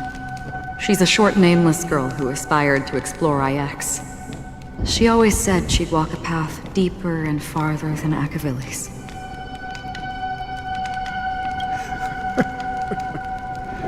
Quite an ambition for such a small girl. So, what happened? She became stagnant water. Well, my condolences. Condolences. I don't need them. The girl left with a smile. She never regretted her choice and most definitely wanted me to say goodbye with a smile. So, that's what I did. That's proof that you're grieving for her. Or perhaps I'm just afraid. Afraid? I rarely sense that emotion from you. What do you fear? I'm afraid I'll forget the 30 days I spent with her, just like all the other days in my life. Most of them have already washed away with the rain, disappearing into an unseen realm. I fear that those vivid red memories will fade away too. There isn't much color left, and besides this faint, warm red, there's almost nothing. Hard to imagine. A ranger accustomed to bloodshed, destruction, and chaos finding warmth in the red color. Because I have experienced this warmth many times. Long ago, I promised someone that I'd bring it to more people. And that for every remaining moment of my life, I'd strive for a better ending for all. As long as this red color still lingers, I have a chance to fulfill that promise. It represents a burning fire, blooming flower, the berries in this cave, and life itself, fleeting yet still dazzling.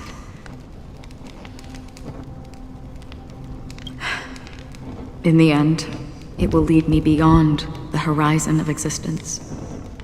And on the other side, I will cut off nihility. The one blessed by the sleeping and shapeless is considering how to kill them. That's truly pure nihility. But you're right about one thing. After spending so much time near this stagnant water, only when I look at this vibrant red fire do I realize that I'm still alive. When will this rain ever stop?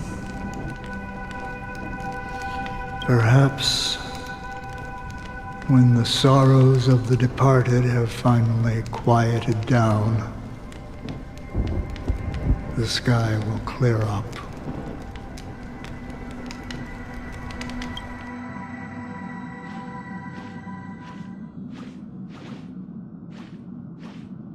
Have you heard of a planet named Biari Scamandros, Don Hung? It's one of the Paradise Kingdoms under the influence of the Harmony. A sought-after wonderland for the inhabitants of the Dardanu Major and Minor systems. Half an Amber Era ago, the family held an unprecedented festival there.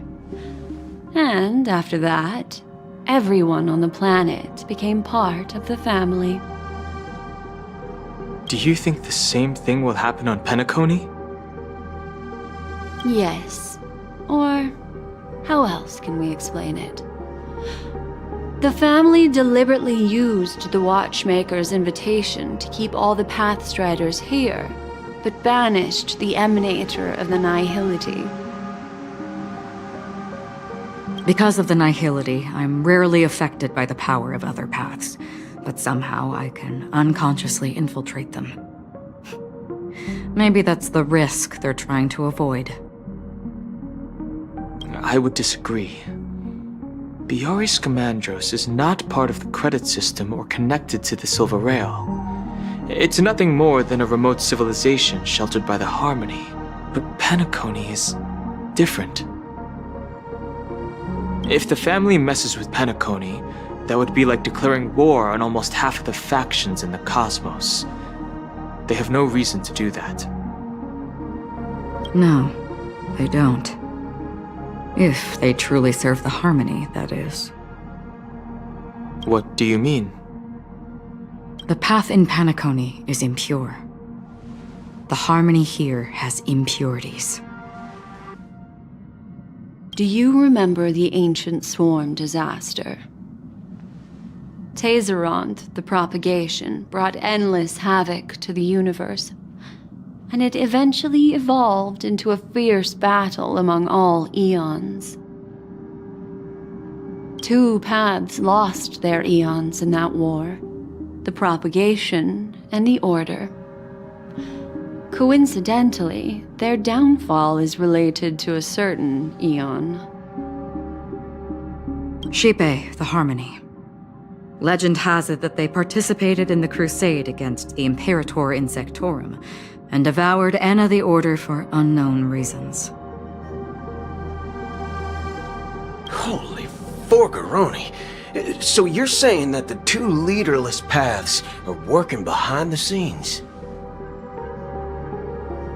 But I don't see any descendants of the propagation in Peniconie.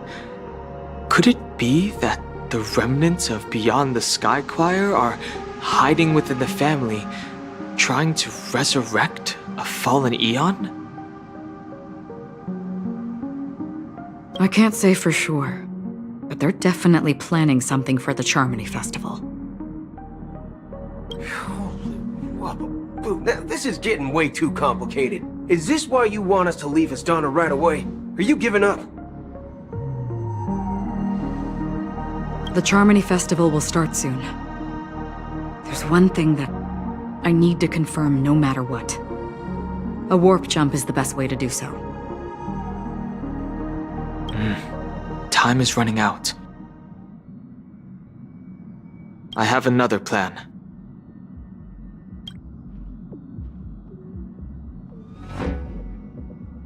Hold on. Are you thinking of using the Jade Abacus of Allying Oath? Exactly. The assistance from the Lawfu Cloud Knights would be enough. Think it over carefully. You can only use that once in your lifetime. I have considered it thoroughly.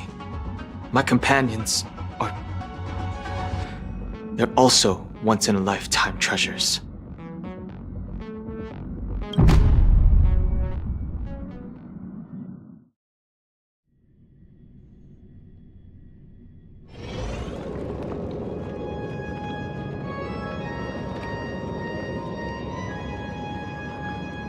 Are you the only one here, my child? The Nameless is quite the diplomat. Our secrets have spread like wildfire within the family. And IPC starships are gathering towards Astana. This is a crucial moment for us. So, where is the Chosen One who harmonizes the varied sounds?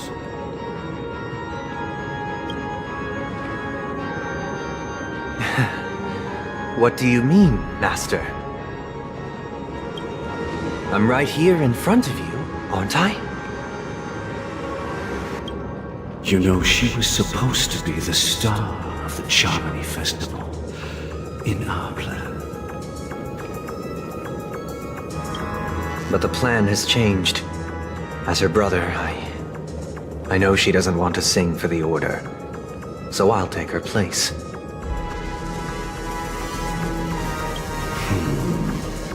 You've always been wise beyond your years.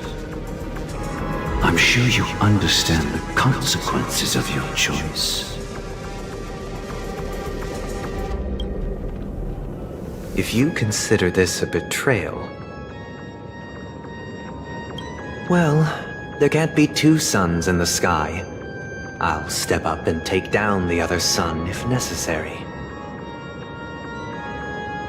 Do you believe in karma? If karma exists, then everyone has their own karma. You have yours, and I have mine. And my karma has nothing to do with you, Mr. Gopherwood.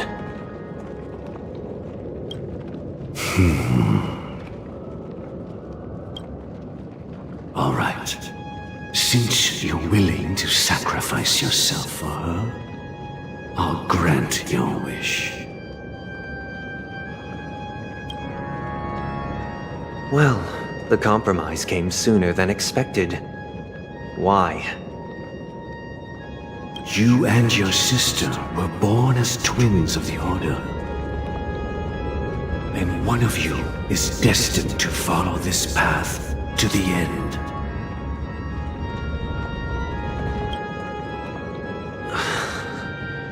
Is this part of your plan? Of course. You're still as clever as you were when you were a child. The opening is near. Go, my child. Seize the power of the harmony and reveal your karma. I have one final question, Master. Why did you choose to bring the Order to Peniconii? Wouldn't it have been better to choose a desperate world instead of a city filled with hope and dreams? Why? It's for justice, my child. If we lose justice in our hearts, we'll make the same mistake as the Harmony did. So, it's not you who manipulates the dreamscape with the Stellaron, but... Well, that's where our conversation ends. Go ahead. The 107,336 souls of the Oak family have dreamed of this moment too many times.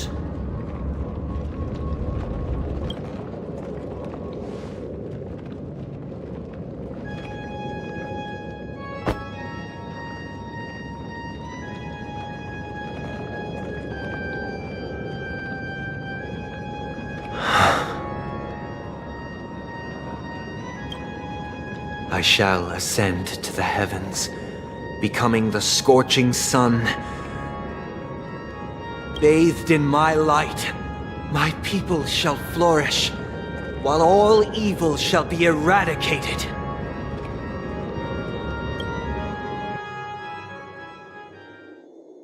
This is the interior of the Peniconii Grand Theater. It's quite exhilarating to be flushed into the air by Soul Glad. But why is the venue still closed when the Charmony Festival is about to start? And not only that, the entire theater is eerily quiet. No audience, no staff, no one around. Even if we're late, a grand theater like this shouldn't be completely empty. Let's explore around. Be careful, everyone.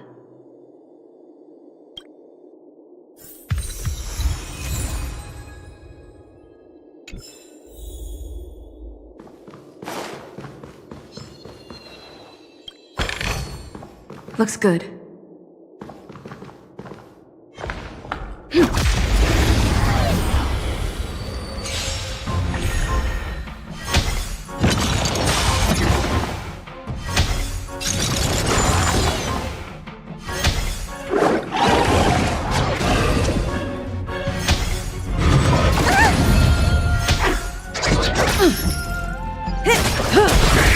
Ill fate descends! Let's improvise.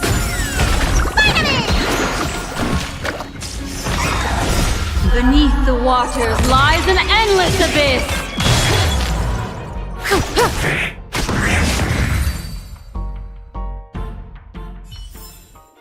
Reach the end of the story in your own way.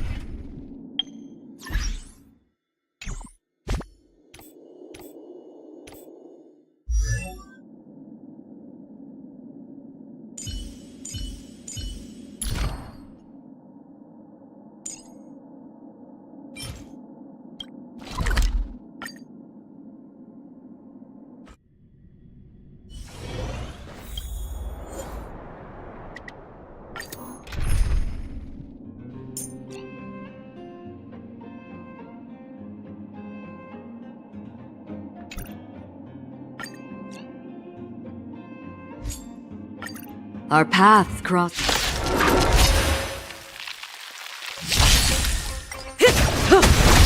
Ill tidings manifest.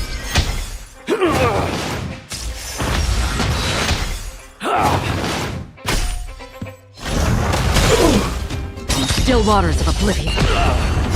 I weep for the departed. It too shall fall. Time to say bye. Boom. Stand still. Destined for oblivion.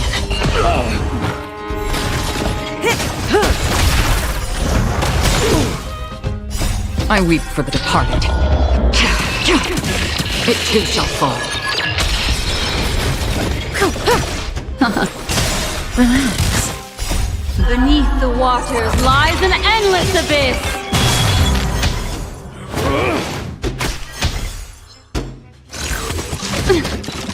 On the still waters of oblivion.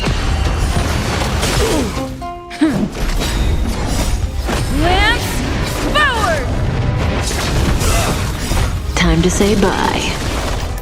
Boom. Stand still. I weep for the departed. It too shall fall.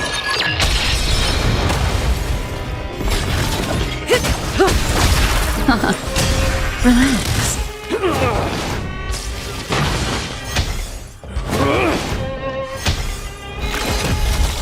Destined for oblivion.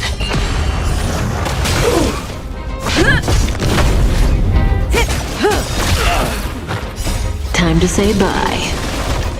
Boom.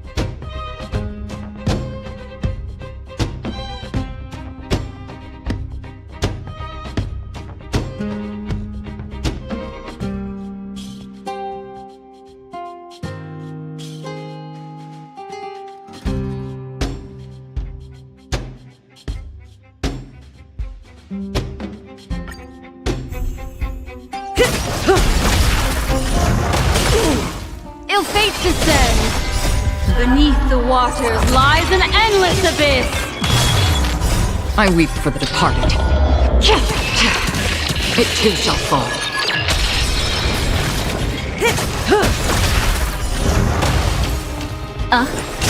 Stand still. Time to say bye. Boom. On the still waters of oblivion. Relax. Didn't hurt.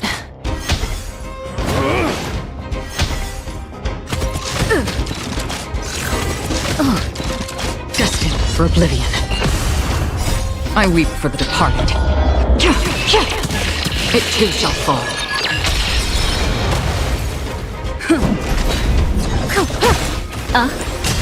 Stand still. On the still waters of oblivion. Time to say bye. Boom. I weep for the departed. It too shall fall. Relax.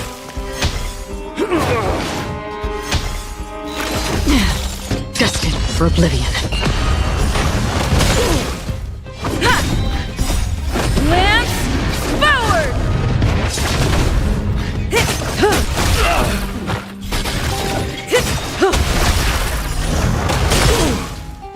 Time to say bye. Boom. Beneath the waters lies an endless abyss.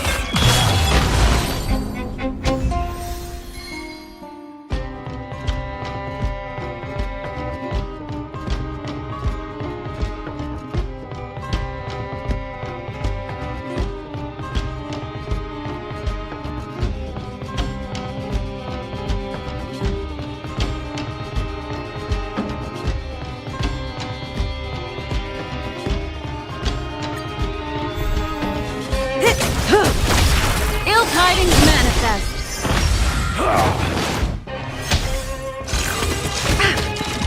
On still waters of oblivion, I weep for the departed. It too shall fall. Stand still.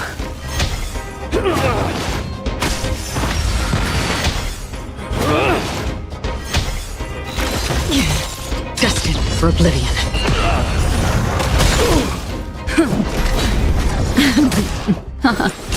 Relax. On still waters of oblivion. Time to say bye. Boom. I weep for the departed. It too shall fall.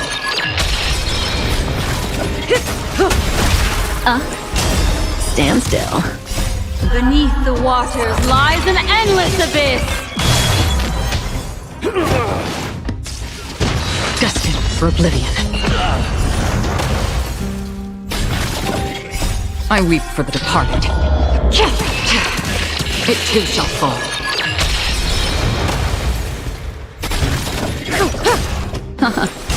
Relax. Time to say bye. Boom. On still waters of oblivion.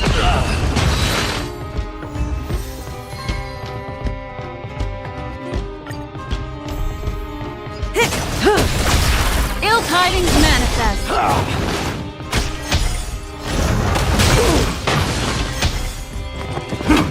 Destined for oblivion.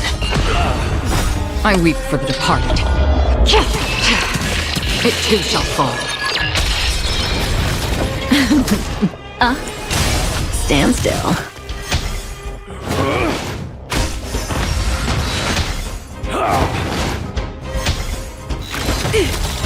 On still waters of oblivion.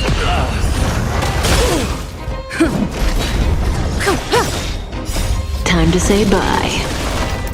Boom.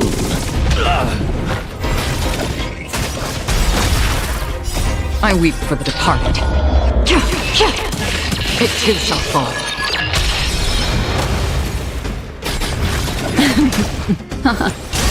Relax. Beneath the waters lies an endless abyss.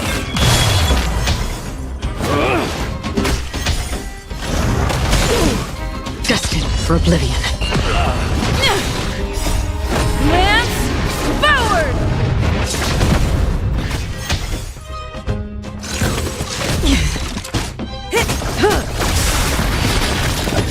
Time to say bye. Boom.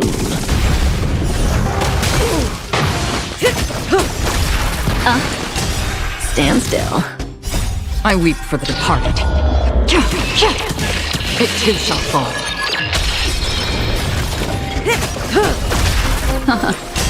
Relax. Time to say bye. Boom.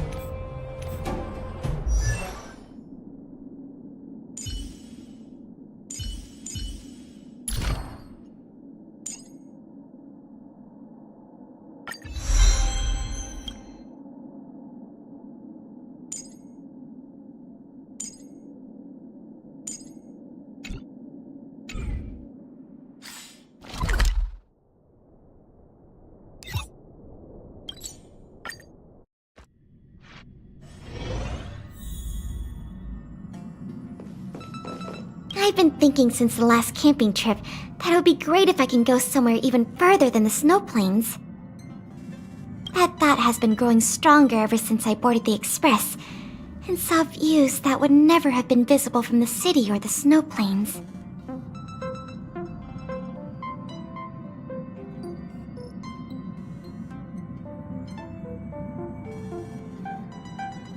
Thanks for your invitation, but I am the Silvermane Guard's intelligence officer. I can't just drop my work and go traveling. But I'm already very happy that I get to visit your express like this once in a while. Besides, I genuinely like the job of an intelligence officer. For me, using my brain is a lot more fun than traveling. Himeko just told me that the express has been stranded before. She said it took a lot of hard work to get it back on the track. I bet it was difficult. Not to mention routine maintenance. If possible, you should let me help fix the express too. No, it's no trouble at all. I've still got lots to learn and lots of questions to ask Miss Himeko and Pom Pom. Like, how can we get Perkins to fly? How can we get him to fly to super high places like the express? Looking forward to it.